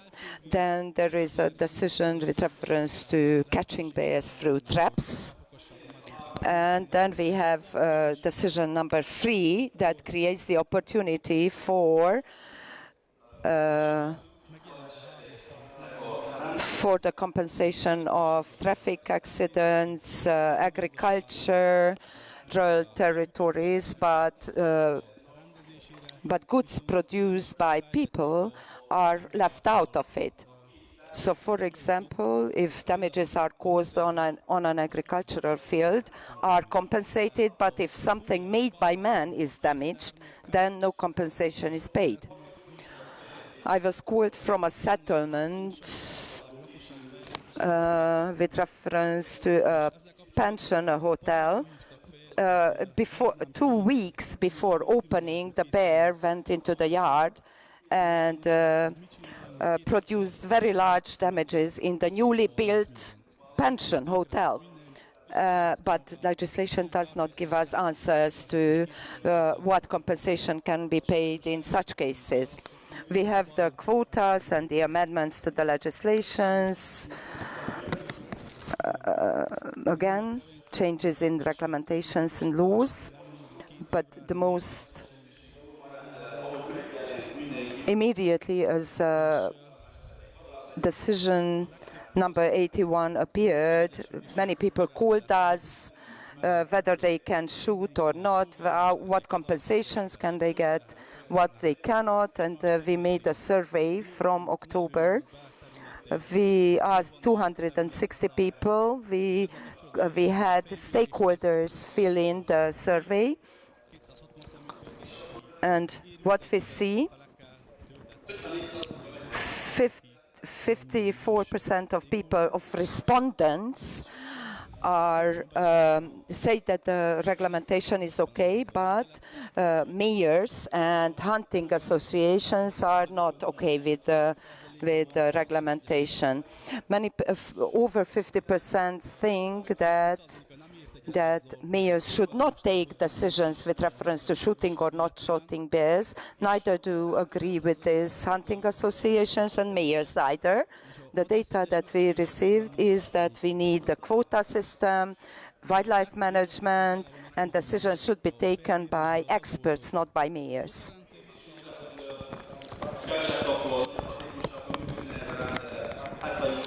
78 people said that less stakeholders involved would make the system more efficient. The intervention teams usually don't get there in time, and most people call. So out of the intervention team, they would eliminate the mayor and local police because 30% consider that on large, they consider that only on small territories are these regulations sufficient. Who would finance the prevention measures? 52 people said that the environmental ministry should finance the prevention measures. Only 18% said that the agricultural ministry should finance this. But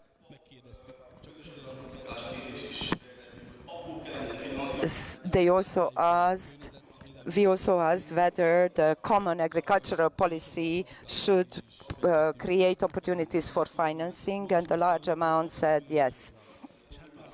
Do you consider to present the problems in Brussels? They said yes, but the majority said yes. They were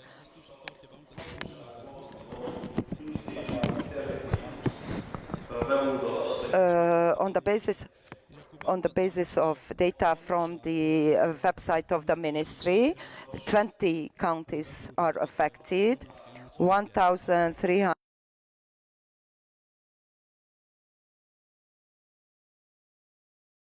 June. The majority was chasing away the bear, some relocations, 52 shooting out, and having the bear put to sleep, 1%. The interventions are in these 5 counties, so 71% of the interventions were in these 5 counties, in Prahova, in Argeș, Brașov, Harghita. Harghita is on the 4th place. And here we can see on months the interventions, the density of interventions on months. In July, the regulation was issued. In 2022, there is an increase. What are the months that are more active? And there is an increasing tendency even in 23. And this is March. The data are till the 1st of March this year. These 2 cases were shooting out the bear.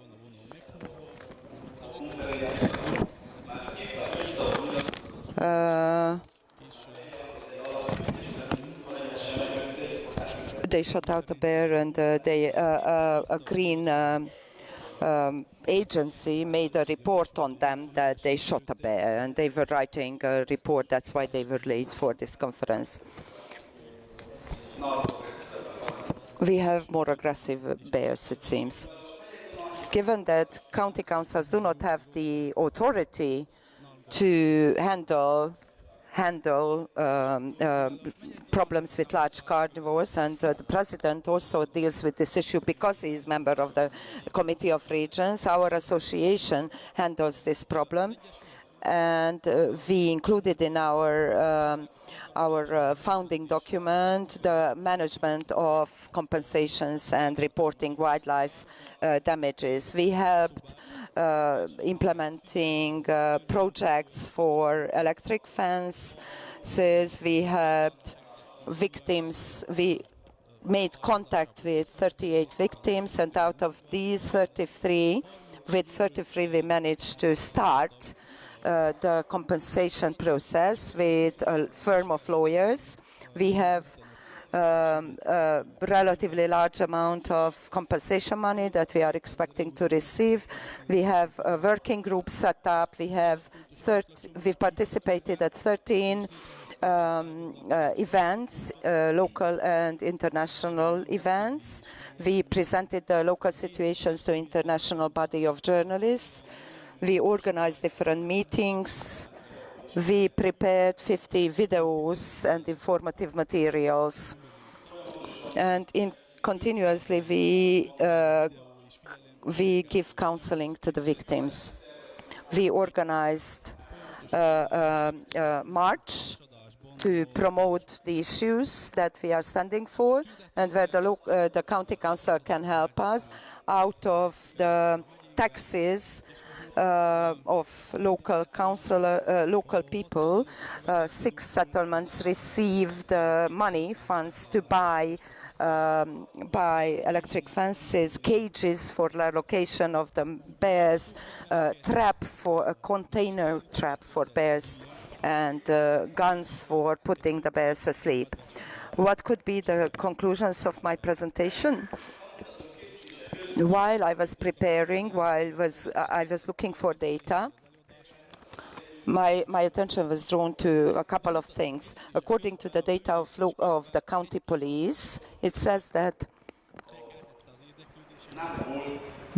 there were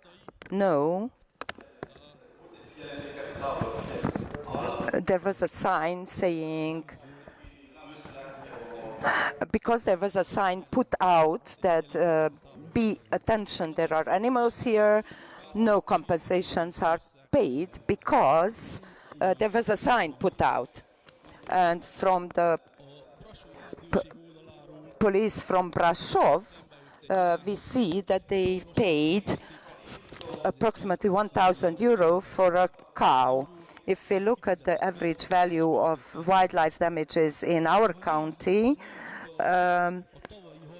approximately 800 euros for one damage.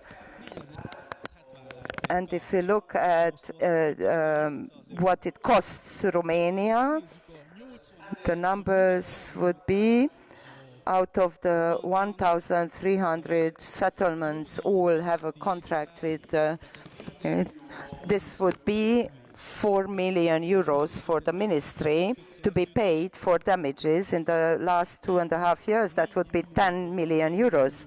And the interventions cost 215,000 euros.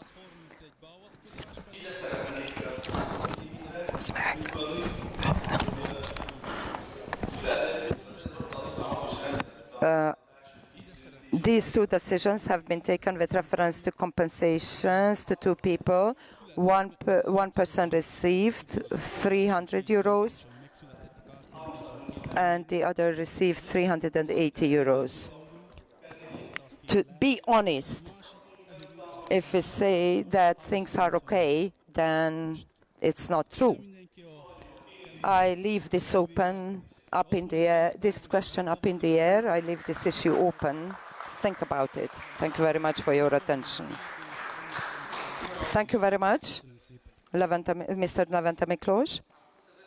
And we can see the specific value of this event that gives us the opportunity not only to look at the macro level, how at European level the problems are seen, or how our Czech friends confront, or the Italian friends from South Tyrol, or those from Spain.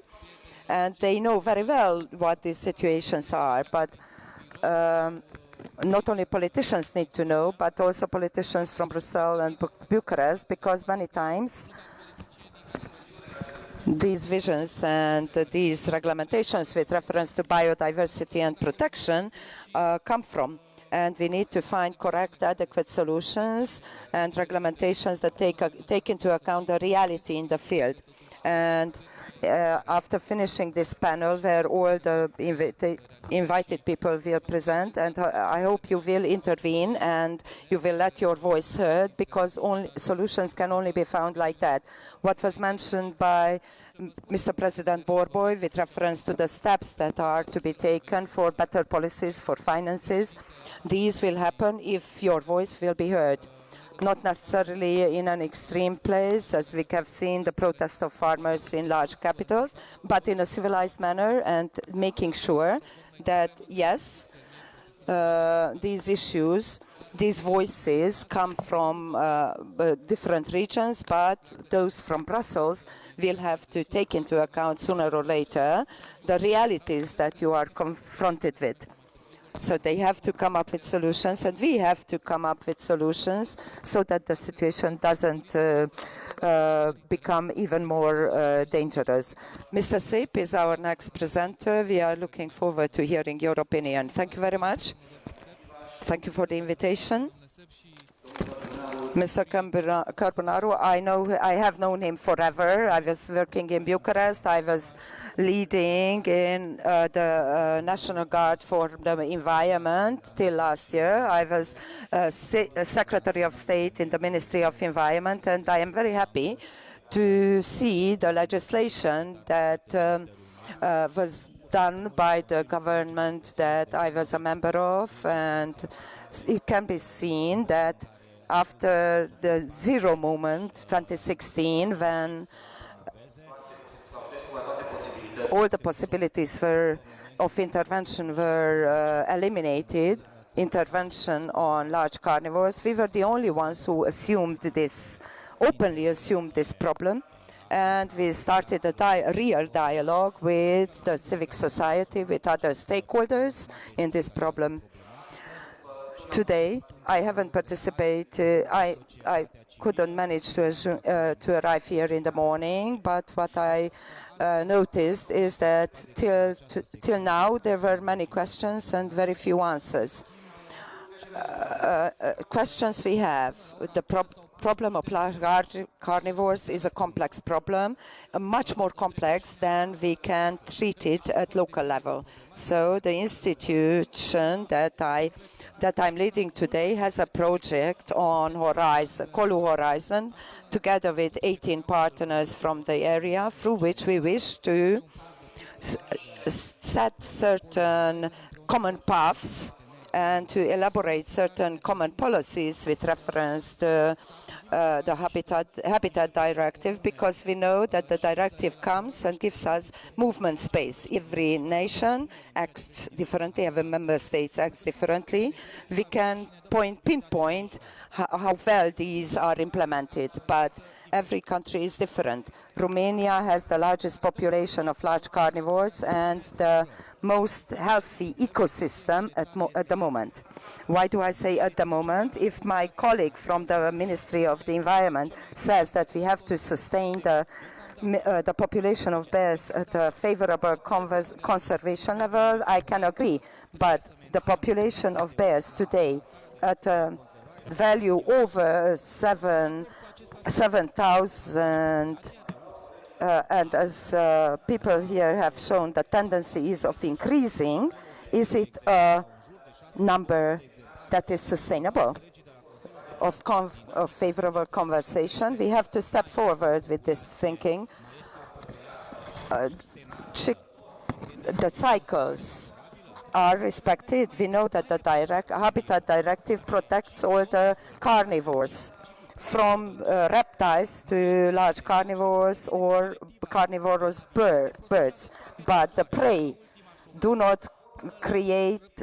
not create a disbalance? Don't we have to think about it?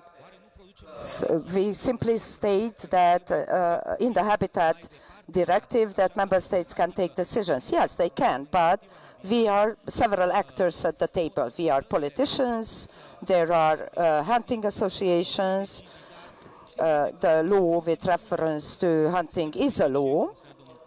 There are associations that have a benefic effect and there is the Ministry of Environment. What I see is that the ministry is afraid to take decisions. They were afraid when we were in the government because we had large difficulties to coming over people who said no, it's not possible, and the present leadership is afraid to take decisions. We left there on the table of the ministry an ordinance with reference to hunting larger numbers, automatic intervention, so that you can intervene immediately, so that we can really intervene in the population, and so that we keep under control these dynamics. Another problem that I see, and it has been mentioned, is that there is no trust among us, and this is the largest problem. We can talk about anything, we can show data, we can show cases of attacks, because no problem will be solved if we don't sit down at the same table, all the stakeholders, and if you radicalize the discourse, it won't lead to solutions. We have to have a balanced discussion, a discussion that reaches every stakeholder, and we can take decisions together. Why is ordinance number 81 in this form? We can say that it is bad or good, but from the perspective of the ministry, it's a good regulation, where local authorities have been involved, and this is a directive of Europe, of the European Commission, of European legislation, that in fact decisions have to be taken close to the citizens. Well, if we don't involve local authorities who know what is happening there, they are the ones who respond to the requirements of the citizens. Who else? It is uncomfortable for the mayor to get up at 3 in the morning to respond to an appeal. I understand. My colleagues from the county council asked me why the county council is not allowed to pay compensations. We tried to intervene and change the legislation, but some local councils didn't want it. Harghita is Kovasna and Harghita would have liked this derogation to the ordinance, but the other counties did not want that. From my perspective, the fact that this intervention was extended to territories outside villages is an error, because interventions have become even more chaotic, and I understand the Ministry of Environment who doesn't have the courage any longer to implement that maximum numbers of bears, because they can come into conflict with another ordinance. There are problems, but these have to be treated with calm head and with responsibility. This is the bilingualism that we have here, and we have to sit down at the same table more often to listen to researchers, so to give to ONGs and hunting associations a voice, and to put aside our ambitions. If we don't do that, there will be no possibility for a normal legislation, for a coherent, clear legislation. We shouldn't, so that we won't be afraid when we have to intervene and we don't know which part of the regulation we have to implement. With reference to the questions that have been asked, with reference to the allocations of the national plans and funds from the agricultural funds of the Commission. For Romania, in the Environmental Ministry, we had good discussions with the Agricultural Ministry with reference to compensations on Natura 2000, so that we can pay damages for large carnivores from the national funds. The decision in Brussels was taken that the allocation for Romania was reduced.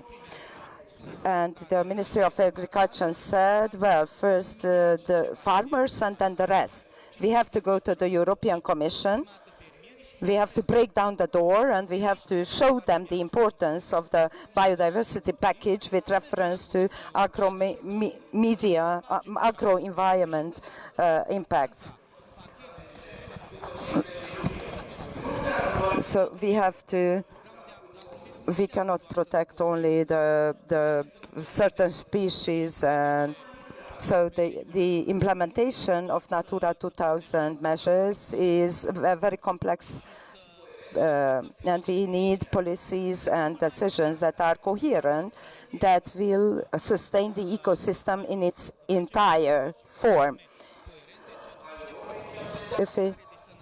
If we don't do that, we will lose the Carpathians as well, which is the last place with real biodiversity in Europe. In the near future, we have to do this, and if we work together, if we collaborate, we can make decisions and we can correct normative acts that have errors. The government decision with reference to damages, I created that document, but believe me that in the public consultation process, I received absolutely no observations with reference to this. Yes, we can take decisions, but you should have said that this document resolves 80% of the problems, and it resolves many issues that were not handled by the earlier regulations. There are problems, but I believe that we are making steps. I congratulate the Council for organizing this event, and I'm happy to see representatives of the Committee of Regions here, and I believe that only together we can go forward. Thank you very much for the attention.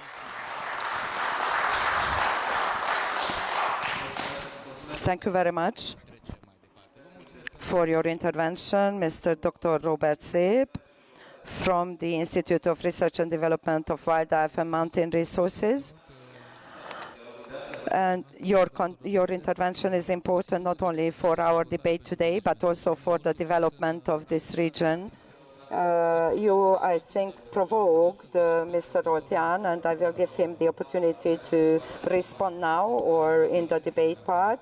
But talking about the fear of the ministry, this is a delicate issue. I was thinking of the intervention of Mr. Heltai, who was talking about the fear of bears and fear of humans. What happens when the two species, humans and bears, start attacking each other? You mentioned we have to be calm and the dialogue. Yes, we have to continue our dialogue. We need to reduce the time of the rapidity with which we intervene in such cases. Thank you very much. We step forward and I invite Mr. Lehel Hadnagy, engineer from the Hunting Association. It's a provoking title. To shoot or not to shoot, inspired by Hamlet. The situation of bears through the eyes of a game manager in Harghita.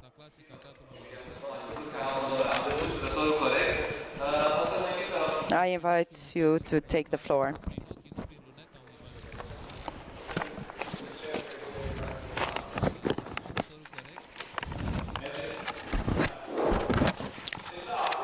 Yes, I was inspired by Shakespeare. To be or not to be, to shoot or not to shoot. I'm going to make my presentation in Hungarian. This issue, this question, I asked myself this question many times, especially with interventions connected to the decision number 81, because in the area that I'm managing I had the opportunity to do such interventions. I had many cases when we had to intervene. What do? We have two territories, hunting territories. One of them is the funds from Poland near our city. Altogether 19,000 hectares. And we have another territory in the neighborhood of the first one, 15,000 hectares. And we have approximately 60 bears. These 60 bears are not all the time in the territory, but when we count them, we find the traces of approximately 60 bears. But there are periods when on our territory we have more bears. For example, when the corn is ripening, then we have a period of agglomeration of bears. In the winter time, we don't have this many. So you have to treat this number flexibly. Besides that, we have six contracts with 6 administrative units. So we have to intervene if a bear appears in their administrative field. In 2023, we had 10 interventions when we had to chase the bear together with the gendarmerie, from the territory of a settlement. Twice, we chased the bears from a larger territory before the Pentecost pilgrimage in Somio, when we knew that there were bears in the territory and hundreds of thousands of people were coming. We had one case when we put a bear and 2 cubs to sleep, and we relocate her and the cubs into another place. And we had 7 interventions when, unfortunately, the outcome was that we had to eliminate that bear from the bear numbers. So we killed them. Where were these cases? And I will try to come to some conclusions at the end what we should do. The government decision number 81 is okay.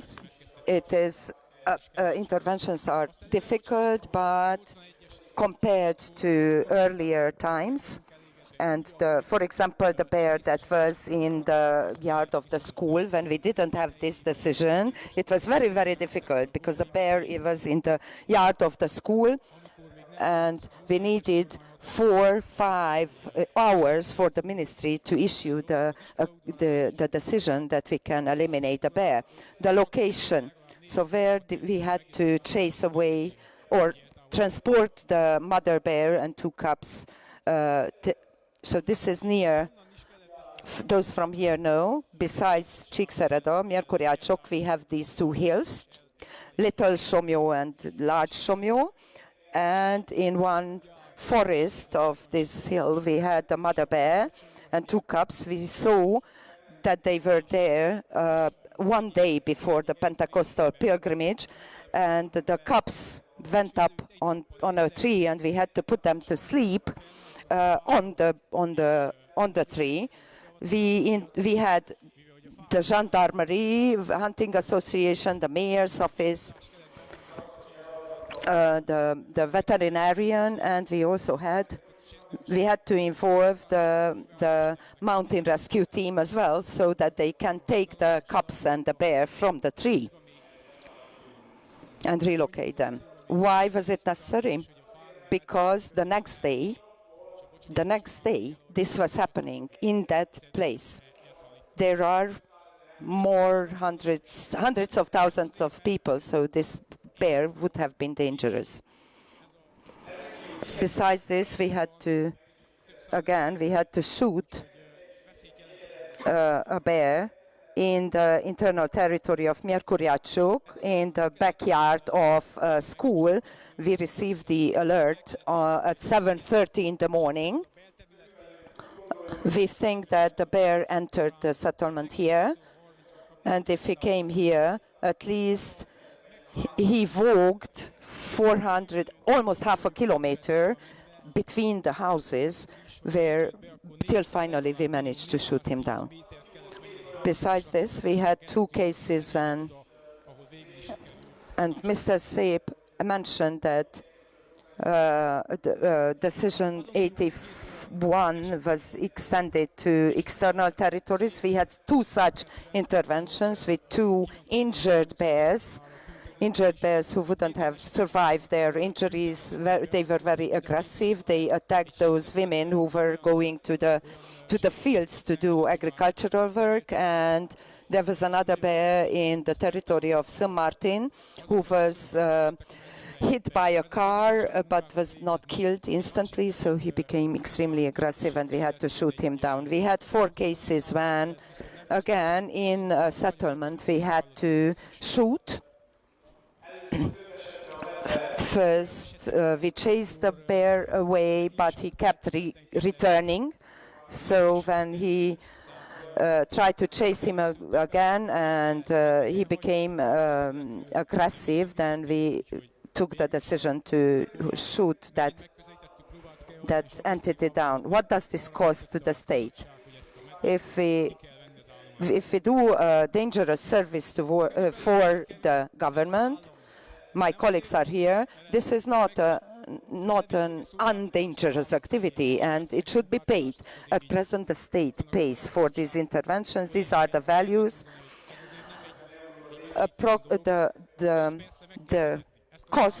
The yearly cost of our intervention was 19,250 euros. Of course, the state has other expenses with reference to managing the bear population, because there are compensations that they have to pay.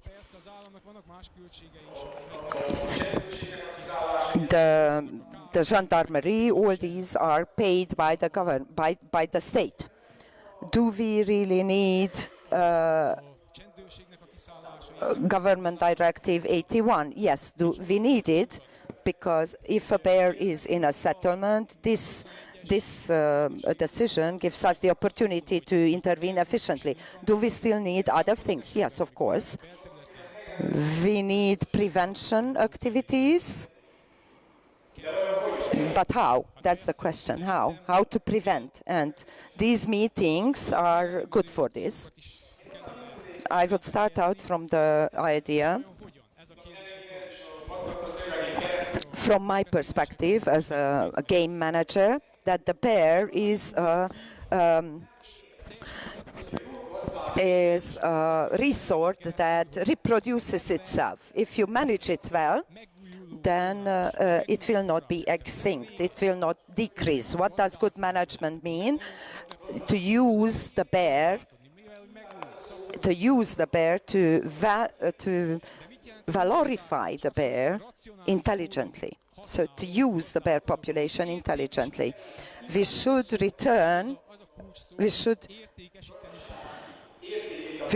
return to the bear that economic value that it had before 2016. We need to change methods. We need to give it a legislative framework for certain. That needs to be elaborated on the basis of data. We need to manage based on data.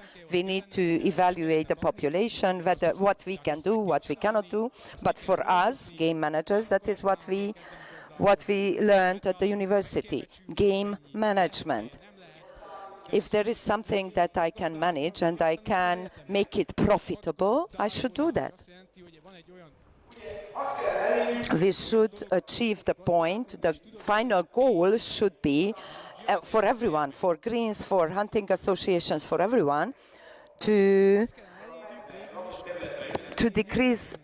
eliminate those cases when the brown bear comes to settlements.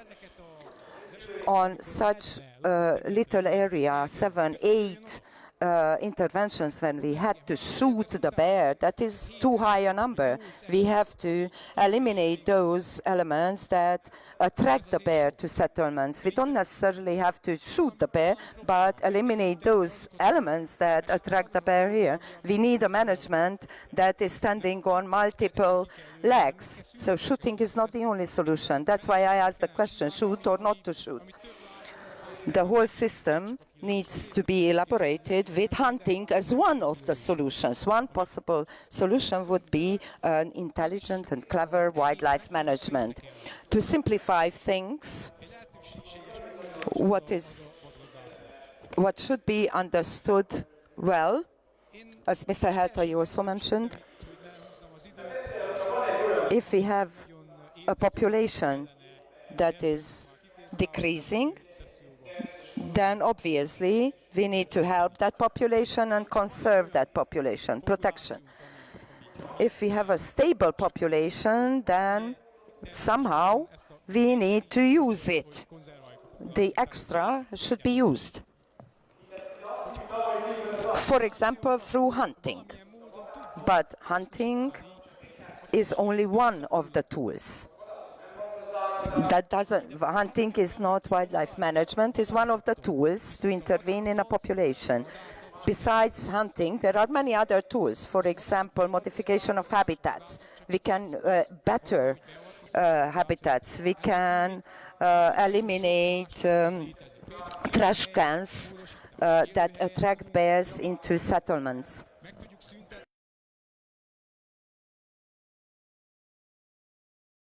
Have an increasing population, we have to regulate that and take care of that. And of course, we can also make profit on it. Some conclusions.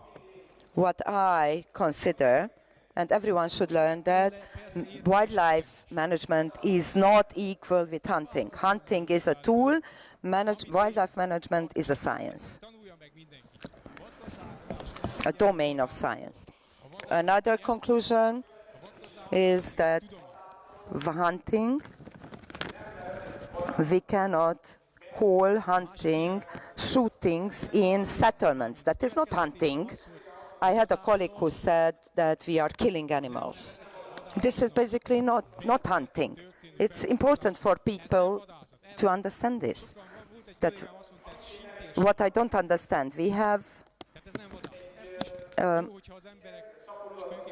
natural birth of bears that could be sold. For example, seven bears had to be eliminated without us receiving something. Of course, the service was paid by the state, but the bears themselves and the skins of bears and the fur are taken to a basement somewhere in Brosho, and they are not utilized. I think that this is wasting money. We have an increasing population, or at least a stable population, but we implement protective measures. I understand the Habitat Directive, and in conformity with the Berne Convention, and according to people from Brussels, we have to protect bears. Yes, protect them there where there are none. We have seen the map of Europe. There are territories where there are no bears, so you don't have to protect them. But there are territories where there are too many bears, and then in these territories we should use them. And the paradox in Romania, we are paying for something, for the management of something. The state is paying for the management of something that is a renewable energy resource, resource. If we had the methodology and we approached the issue rationally, it could be utilized and it could produce profit. Even the damages caused by bears and all sorts of damages could be paid from these profit produced by the bears themselves. Thank you very much for your attention. Thank you very much. Thank you. Congratulations. As you can see, congratulations. The play Hamlet has continued to inspire people for centuries, but I think You are also a source of inspiration because you started out from a seemingly simple question, and you have shown how complex it is, the situation that you are managing.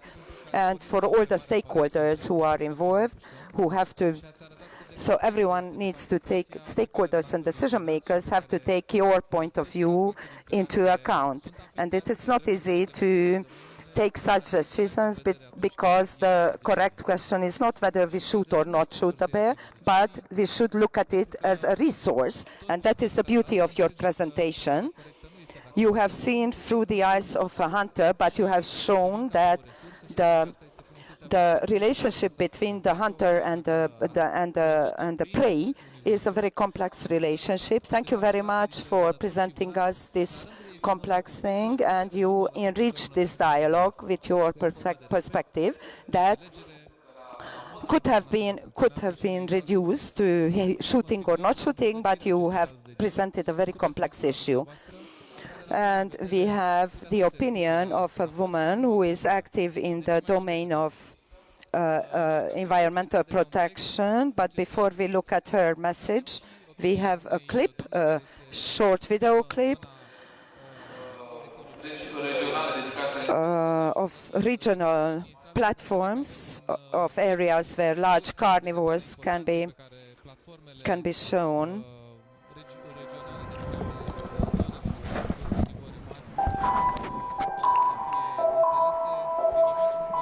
Many large carnivore populations in the European Union recovered from near extinction in the last 50 years.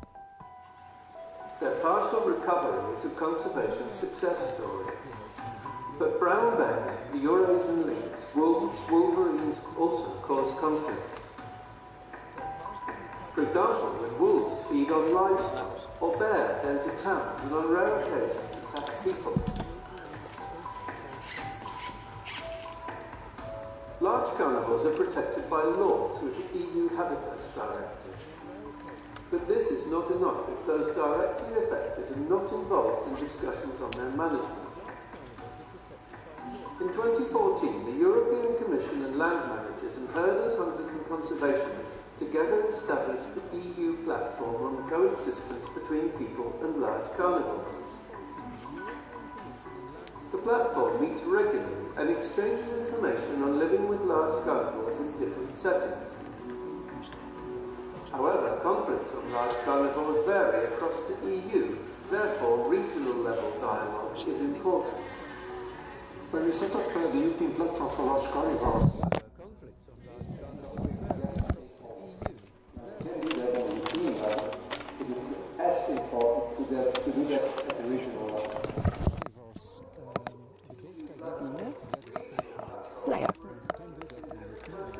support local dialogue process.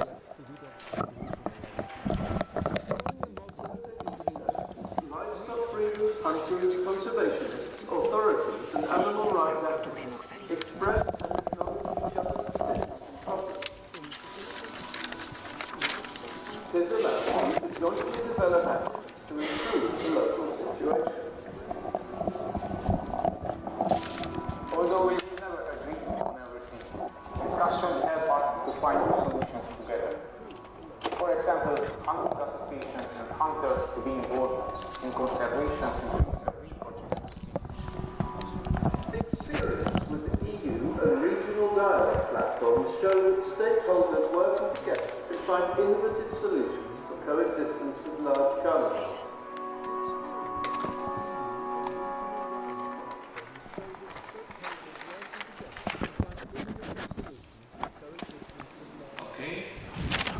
Thank you very much. I believe that you noticed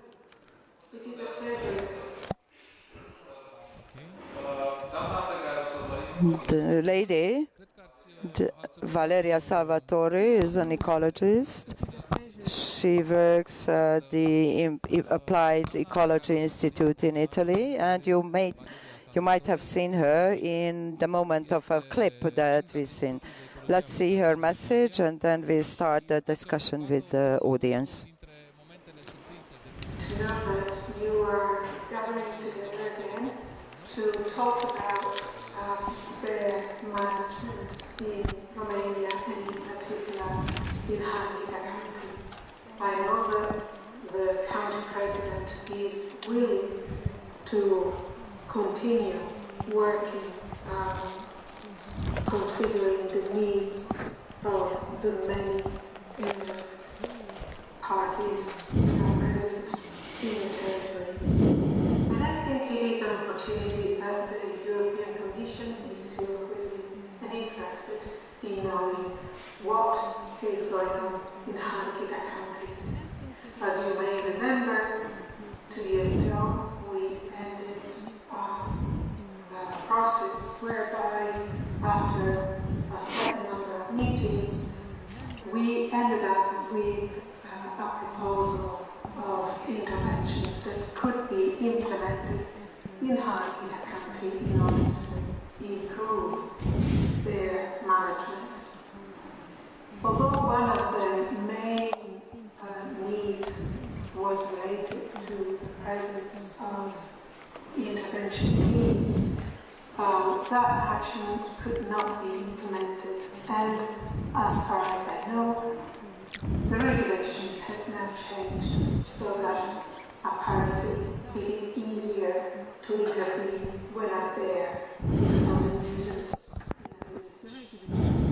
Nevertheless, I am aware that many of the actions that were implemented, and I'm thinking of the installation of damage prevention measures in the many farms, as well as the involvement of hunters and technicians in their monitoring, were successfully concluded.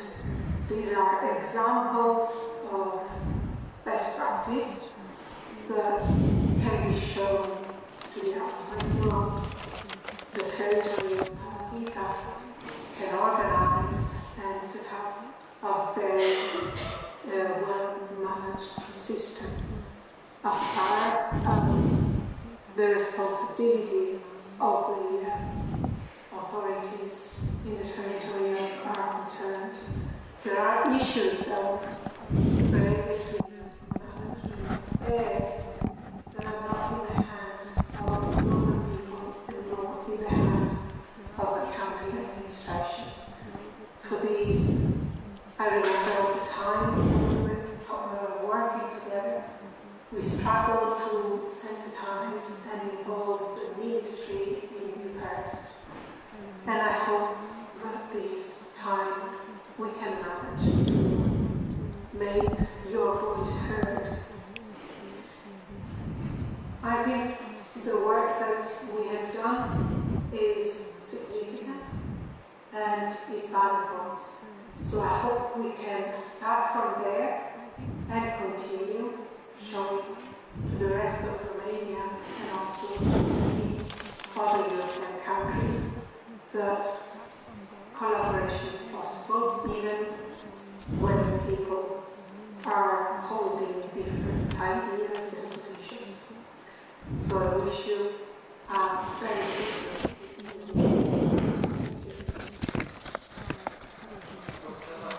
Thank you very much.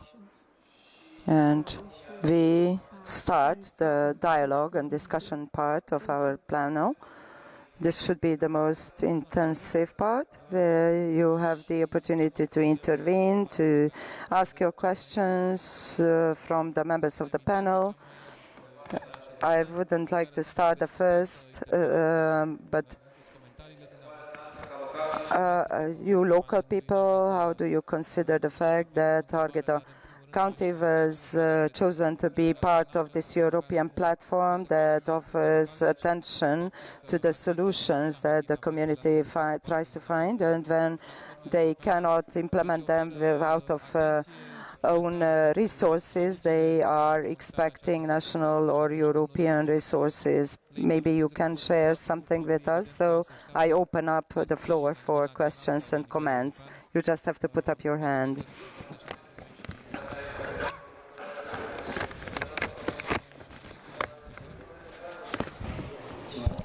Thank you very much. My name is István Balázs. I work in hunting and I'm a forest engineer. I have a question for the representative of the ministry, Mr. Gabriel Ortian, with reference to ordinance number 81. How do you see can these costs still be paid by the ministry?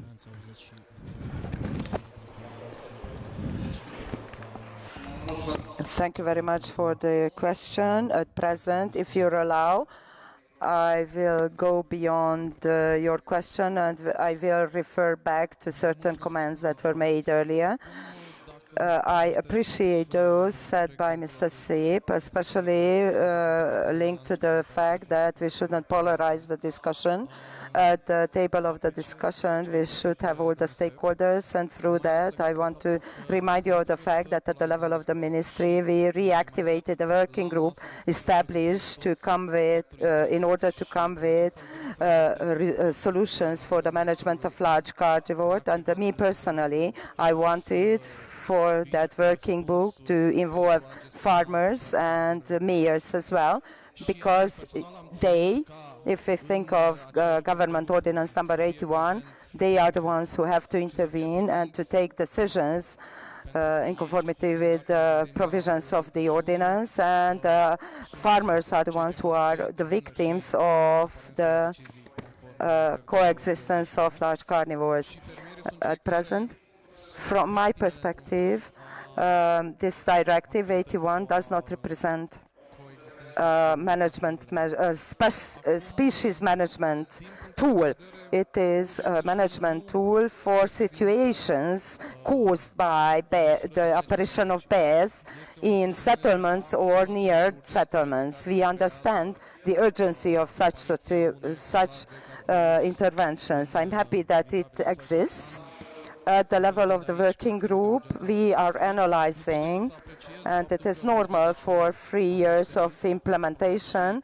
We analyze and we use the data that were presented by my colleague to understand what functions, what doesn't function, and where you have to intervene in order to modify the legal framework so that it becomes more efficient. Linked to your question, yes, if we look at these amounts, these are large amounts that need to go somewhere else, or maybe they could have other destinations and sustain local communities. What we have to understand is that resources are limited. National budgets, whatever, the resources are limited, and we need to take a decision that will settle the destination of these amounts. I want to remind you, as a comparison basis, imagine that for compensation of forest owners who have T1, T2 type of forests,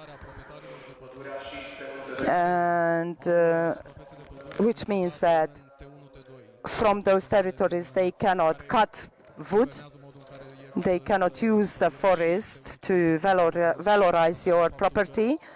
This compensation is at the level of 40 million euros yearly, compared to the amount that would be the quantum of the compensation that have to be paid for the damages caused by the Synergetic Fund. We have to analyze them, and at the same time also the costs of functioning of the ordinance number 81 for the resources that are paid for the intervention teams, for the veterinarians, etc. So the discussion is ongoing, and it will continue to be ongoing. It is important to see the method how this Ordinance 81 is functioning, how it is applied, implemented, and where we have to see where it can be improved so that it becomes, to give the tools, it's a tool that needs to be perfected so that it can be used by local authorities. They are close to the citizens, they are close to the communities, and they are in the position to take decisions. Thank you.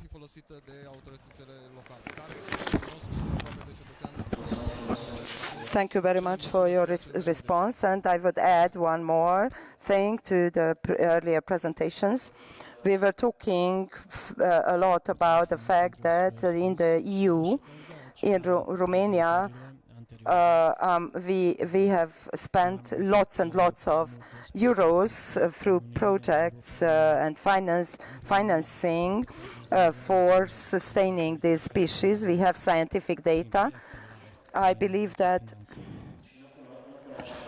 we don't know the present policy of the ministry, but we believe that on a short term, we are going to have a monitoring methodology taking into account the fact that in Romania already, at all the levels, we agree that the brown bear is not an endangered species. In Romania, the brown bear needs to be monitored. The tendencies of the dynamics of the numbers need to be monitored, and then we have to take measures in practice and in the shortest time possible. Thank you very much. Thank you very much. So we have the intervention, questions and answers session. Mr. Zeman, who, as I mentioned, is the shadow rapporteur and is very active and takes his role seriously. He stayed for the second part of the debate as well, out of respect for the community and respect for the topic. President of the County Council returned as well. Thank you very much, Mr. Borboy. If you want to intervene, you are welcome. But as Mr. Zeman has asked for the floor, your floor is yours. Nagyon röviden fogok. Să intervină pe parcursul acestei secțiuni este binevenit, dar pentru că s-a înscris la cuvânt, domnule Zeman, vă rog. I will be very short. My point of view, what you told of you from people from the field, that show us that we really should, my point of view, decrease that international level of conservation of that big carnivores. I think it's necessary from legality, logically, the national state could implement that measures according to way, especially regional needs. Tekintetbe veheti a regionális szükségleteket. Csehországban itt is a fákat nem lehet csak úgy kivágni, de hogyha veszély áll fent, ha szükségesé válik egy fa kivágása, az megtörténik. Hasonló, tehát és and it works everywhere. And as you told, the shooting is a part, logically. If the population is increasing, we should stabilize. Shooting is not a solution. And it was a part, and Mr. Borboli, he knows that our common work, my amendment by that Greens and others rejected. But I strongly believe, also after that possibility to discuss with you, that we should try to implement that idea that decreasing a population according to regional needs is necessary to implement to that idea how to coexist with big carnivores at regions here. Once again, Mr. Borboli, for the possibility to be here, I definitely will share that experience in Czechia and thank you very much, Mr. Zeman. You mentioned you have some links to Romania. You had some relatives who lived in Romania, so you have this family ties as well, also in this area, in the Carpathian region. I continue to invite you with your comments and questions for our panelists. Thank you very much. Please allow me to introduce myself. I am a forest engineer. I finished at Sopron University. I have been involved with wildlife biology. At present, I live in Sfântu Gheorghe. and I'm the Dean of the Forest Management and Biology faculty of the university. Congratulations to the report that has been elaborated, exactly because I am working in education and I read many dissertations, and I always read with the eyes focused on errors, and I looked at the report from this perspective and I haven't found any errors. So congratulations to both of you. But the other element is that everything that we hear here with the interventions, with compensations, I think that we won't resolve the situation with these elements. We resolve the symptoms. I wouldn't like to go into the question whether we should hunt the bear or not. I would like to draw your attention to certain things. On the one hand, that in many countries of Europe, the brown bear can be hunted, even in countries where the density of bears is much lower. Another element is that the problem of urbanization is obviously linked to the density, the increase in density of the bear population, but this is not the only reason. We know that the bear is a generalist and opportunist species, and these species usually get urbanized from boars, wild boars, or other species, become urbanized. So the problem needs to be solved, and what Mr. Heltai, my colleague, said here today in his video message, I agree with everything, that we need to evoke in the bear fear, and we shouldn't give the bear an environment through which he could go into urbanized territories. We shouldn't feed the bears. We have to manage waste appropriately. One more aspect that I want to draw your attention to. Somehow European decision makers, I don't want to use the inappropriate bears, they keep focusing on the number of bears, and they decide based on this number whether the bear can be hunted or not. But from the perspective of problems, it doesn't really matter how many bears we have. The problem is still there. And therefore, I usually say that it doesn't matter how many bears we have. We should look at, from the perspective of humans and human environment and environmental protection, is the number too high or too low? And one more factor.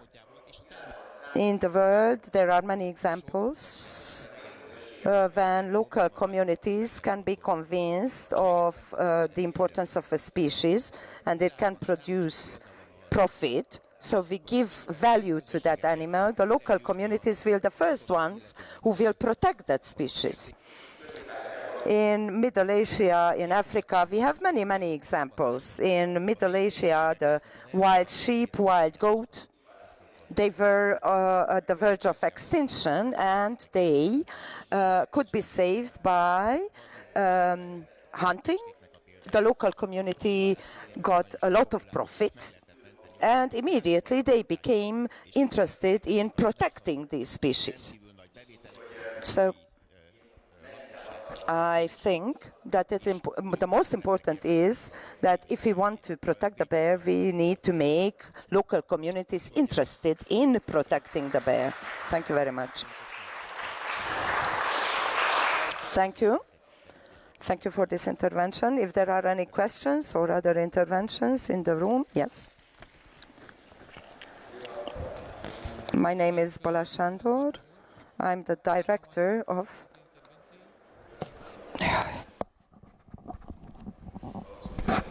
Hunting Association.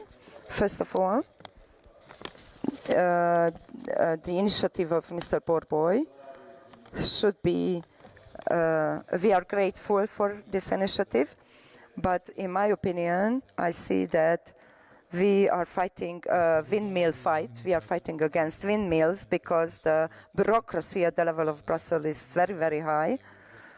There are money invested, there are money thrown out of the window oftentimes.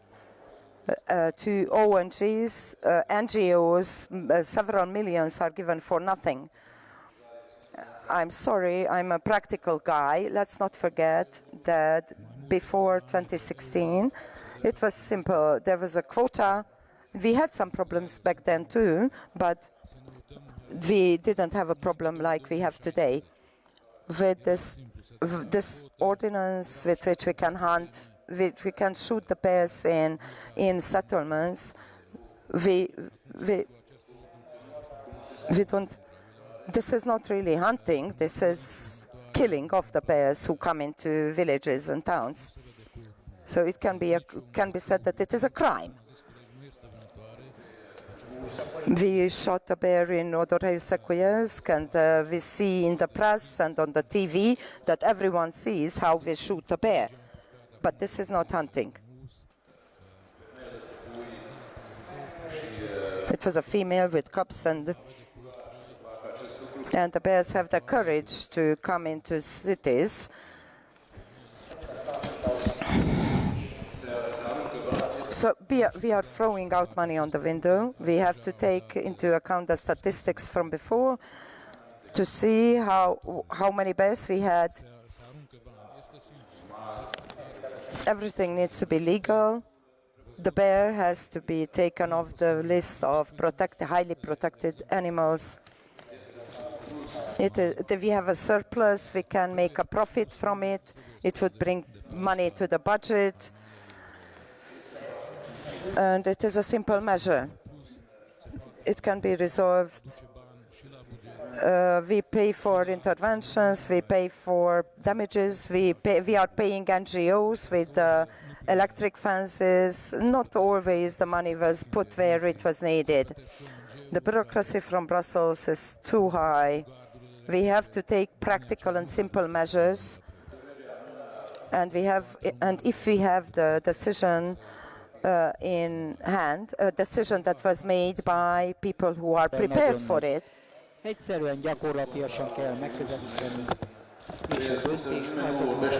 No one talks about the bears that were killed by villagers, because in many cases we found whole families of bears killed off by villagers because of the damages. So the only method of handling the number of bears is appropriate hunting. The diversity of your opinions only contributes to a better understanding of the problems that you are confronting and how the community sees solutions. It is the work of local, regional authorities, national and regional authorities, national and European authorities to take account of these problems, to find those solutions that are best suited and the most practical, because the dynamics at certain points needs reevaluations and adjustments. There was reference made to some European farmers who chose to protest in interesting modes at the limit of the liberty, the freedom of self-expression at European and national level. But I don't think that is the solution, to take bears and take them to Brussels so that people in Brussels see how it is to have a bear in your city. But communication probably is the solution to find solutions and civilized solutions and methods. Thank you very much. My colleagues were talking about giving value to the bear. Yes, we have to give it a value, and this is a reality. It is a resource that reinvents itself, a renewable resource. Why don't we give it value? For the same cause mentioned earlier. There is a lack of trust between the different actors in the process, the management of these species. I repeat, I think it is the most important problem. We have to find the dialogue between all the stakeholders at these types of discussions. The difference between management and hunting is a huge difference. But you know what the problem is? I believe that, again, we do not have in Romania a culture of hunting as it exists in Hungary. This means that we have to work more to explain to citizens the role of the hunter, the role of associations in sustaining the balance in the natural habitats. And if you ask me, without hunting today, we cannot really maintain the balance in nature. We need to have an intervention. Much was spoken about payments, 4 million, 2 million of euros for damages. The question is, are these really amounts? At the level of government, this shouldn't be a problem. Romania has assumed through the policies that it has approved, it assumed the role of sustaining at a favorable conservation level also the bear. This is not a large amount. The question is different. Are these amounts real? The damages reported, are they the real damages? No, they are not. These are underdimensioned because people don't have trust in authorities, they don't trust in anyone. Why? Because the state is inconsistent. Because when I ended up in the Ministry of Environment, there were no payments for damages, not even from 2007. So the payments were not done because the ministers of those time or the leadership of those time did not consider it a real problem, and they were not interested in resolving the problem of citizens. Then we updated the payments with a huge effort. We were fighting in the government. We had the money. We paid everything for day.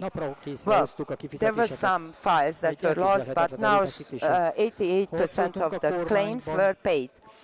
I hope that the leadership of the ministry continues fighting for the citizens and for the payment of compensations, and we need to monitor and highlight the unreported damages. We are talking about 2 million, 10 million, we can talk about 10, 20, 30 millions. We have to work together with the Ministry of Agriculture. We have to go to the European Commission so that the Commission pays them. We need to achieve our goal of paying these damages not of the money of the Romanian taxpayers, but from European funds. We had an experiment. If you look at the map of the projects that we won at the Commission on biodiversity, you will see that Romania is approximately at the end of the list with reference to recreating habitats that are financed by LIFE projects. We are at the bottom of the list. Probably we are not good enough to create projects, but many European countries have redone their habitats with hundreds of billions of euros. They recreated habitats for large carnivores, and we at the ministry, we sent letters. We wanted to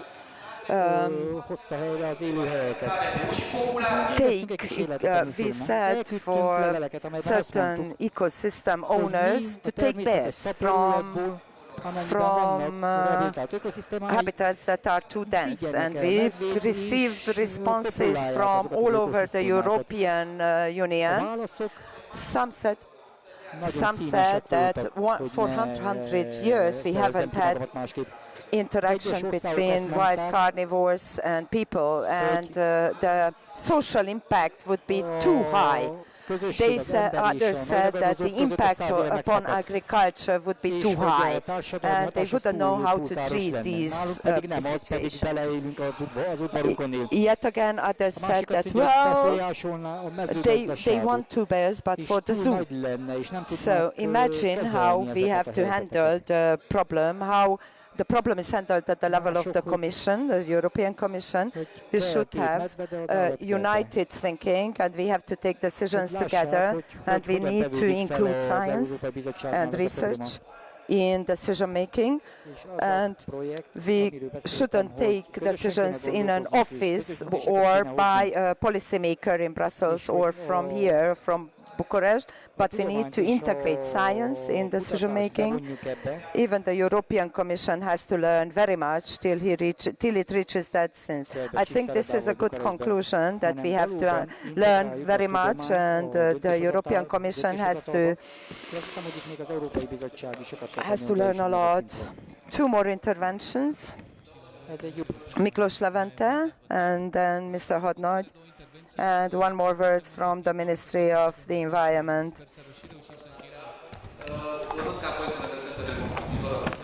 And then we reach conclusions. I have a question towards Mr. Szép. We valued your activity in the ministry. We saw that after 2021, everything became more rapid. There were ordinances and damages were paid, but then it stopped again. Now compensations have been paid till last year, September, and now decision was made to have funds for further payments. There were mentioned life projects and habitat developments in mountain areas. The institution has any plans with reference to this in Harghita County or in our region to develop a habitat, if you can get so much money, and it would be useful for the bear population as well. Thank you very much. In my opinion, the question should be asked. We are not in Bucharest any longer. It doesn't work. If you have paid attention to my presentation, you would know that we paid all the compensations. Whatever happens after we left Bucharest and the ministry is not my task. I hope that the team that is working now in the ministry can handle and can continue paying for damages. I hope that they will pay quickly for these compensations. With the LIFE project, yes, we have a LIFE project ourselves, but we have Horizon projects as well, together with 18 countries. We are not talking about rehabilitation of habitats. The poem is the Porere di Anam. NGOs can hand in projects. Anyone can hand in projects for such rehabilitations. Our research center is not focused on rehabilitation of habitats, but much rather to provide the scientific background and to find responses for issues, sensitive issues. The fact that we are in an international team where exactly the bear is handled, the issue of bear is handled through common joint thinking and through joint politics and the optimization of policies, this is a large step forward, and together with you, with local authorities, county authorities, we can make this project a success. Thank you very much. Mr. Hodnogy, then Mr. Olteanu, and we still have another intervention. Can you hear me? Yes, I noticed that you mentioned that we need to involve science as well. I agree absolutely with you, and here I'm turning to the representative of the ministry. For example, why can't we talk about projects for associations of hunting, research or habitat development? We would like to have such opportunities. I have done such things. This is not the first thing. Out of our own resources, we have done this. For example, we researched the effect of feeding the bears. We made scientific research. There were scientific presentations and publications. So out of our own resources, we cannot do this all the time. So there should be some projects that would finance such activities, financed by the ministry, a framework through which hunting associations can access funds for investments and research. Thank you very much. One more intervention and then the representative of the ministry will respond. Good day, my name is Attila Jakab. I'm the mayor of 12 villages and probably we have the largest association of hunting that I lead. I look at things from two perspectives, but I keep reaching the point where we look at the bear from an economic perspective and from the perspective of people. What do people say? What would other animals say about the bear? What do hunting associations say about the bears who try to manage this large number of bears? At present, we protect a large carnivore that has effect on everything, which means that within wildlife management in these regions, we don't really have wildlife management. We only look at things from the perspective of the bear. There is no wildlife management if we only focus on one large carnivore. We have to look at the other species as well. I like this report very much that is going to be presented and adopted at the Committee of Regions, but it won't solve anything until local wildlife managers will not be involved in this problem. If we have some disease that affects a species, we have large carnivores, we immediately have to reduce this large carnivore number because they won't have food if there is a disease that affects the boars, for example, because immediately these bears will attack other animals as well. We won't be able to manage the other species either. While in Hungary, hunting produces 5% of the GDP. At present, Romania, this is a minus number.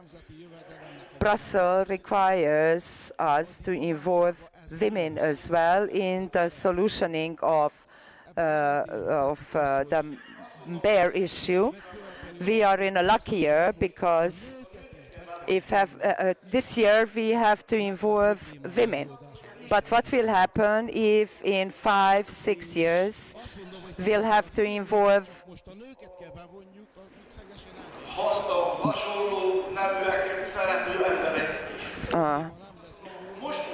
people with other interests? We have to solve the solution. We have to find a solution to the problem immediately.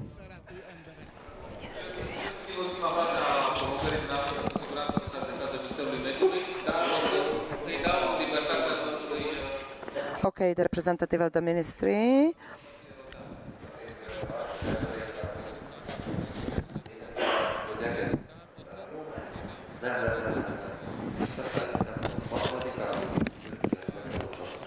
Yeah. We always have to prove something with reductio ad absurdum. I learned this in mathematics. So we have to say that women cannot work on a farm because of the bears. So the basic fundamental human rights of women are taken away because of a bear. So that is what we say in the report, that women are hindered in their fundamental rights because of the population of bears. What we see is that we have to use international conventions to fight for our own goals. The same goes with dogs. So we try to involve in the report elements that can sensitize people. So this is not the primary problem, but then we can involve those who otherwise would be interested. That's why we have the rights of women, the rights of dogs, many things addressed by the report, because the situation at present hurts many international conventions. And if they want to solve these issues with international conventions, they will be forced to handle the bear issue as well. Thank you very much. Before I give the floor to Mr. Oltean, I have to confirm that here the political ability, and that shows the beauty of European policy making, is the fact that politicians who are sent to Brussels by you, Mr. Zeman, Mr. Borbo, have the capacity to leave the community with the power of your votes, and they talk about your problems in the language of those who are staying in Brussels, so that they can come back with solutions. So they introduce into a report topics that are in European circulation, so that they can step forward in another issue. So they introduce, for example, the equality between different genders, and including this in such a report. This is, by the way, legally obligatory. You have to consider the equality of genders. I remember in Sweden, I have seen that in wintertime there are more victims in traffic accidents, women than men.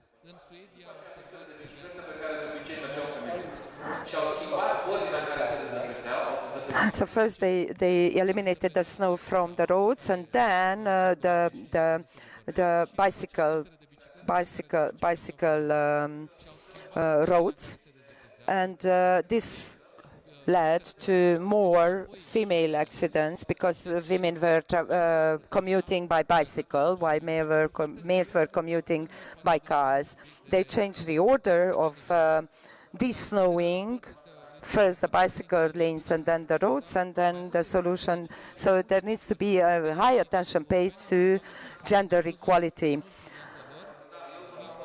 And then people who are sensitized in this respect will pay attention to this report as well, even when we're talking about a bear problem. So congratulations for the rapporteurs. Mr. Oltean, you have the floor. Two aspects. We cannot doubt. We will pay the damages and the compensations. If there were some belated payments, we had some financial difficulties in the budget, in the Romanian budget in last year, but we have in the budget for this year the payment of these compensations, and it is essential for the leadership of ministry. These damages will be paid, so compensations will be paid. Two, I wish to compare the situation of bear, what is happening with the management of forest. I dare to say that because of our lack of public communication, because we don't have the appropriate attitude to stand in front of society and present the reality in forest management, we reach a situation where every truckload of wood is often seen as illegal. The same goes with bears. We need a dialogue where we need at the table all stakeholders, and where we use scientific proof that we have, and through which we can show to the large public that the management of large carnivores, including the bear, is as a necessity. It is possible, and it will help the conservation of the species and the coexistence with local communities. But for this, we need for each stakeholder to sit down at the discussion table. And that's why I insisted that at the working group at the level of ministry, it's not just a bureaucratic process, but we really have discussions with the academia, with farmers, with NGOs, in order to understand the complexity of the problem and to find solutions.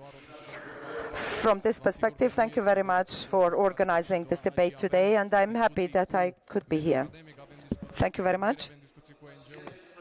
And thank you for everyone who participated in our panel discussion. Thank you very much for the President for inviting me to this special day.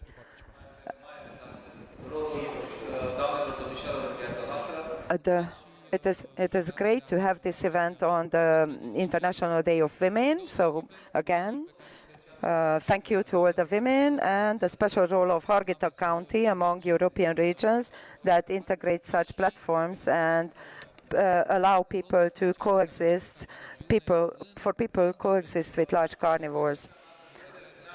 I go towards the end of our discussion because we have here some conclusions that have been drawn from the initial presentations, from the presentations of Mr. Borboy and Mr. Zeman through the report, through the Committee of Regions. Some conclusions, we can discuss them. Yes, the Romanian Ministry of the Environment has instituted some regulations, but there are further measures necessary to mitigate conflicts related to large carnivores.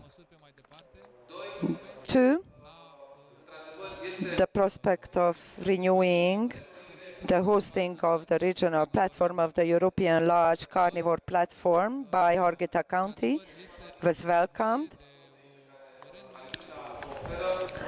with an emphasis on the platform's role in finding local solutions.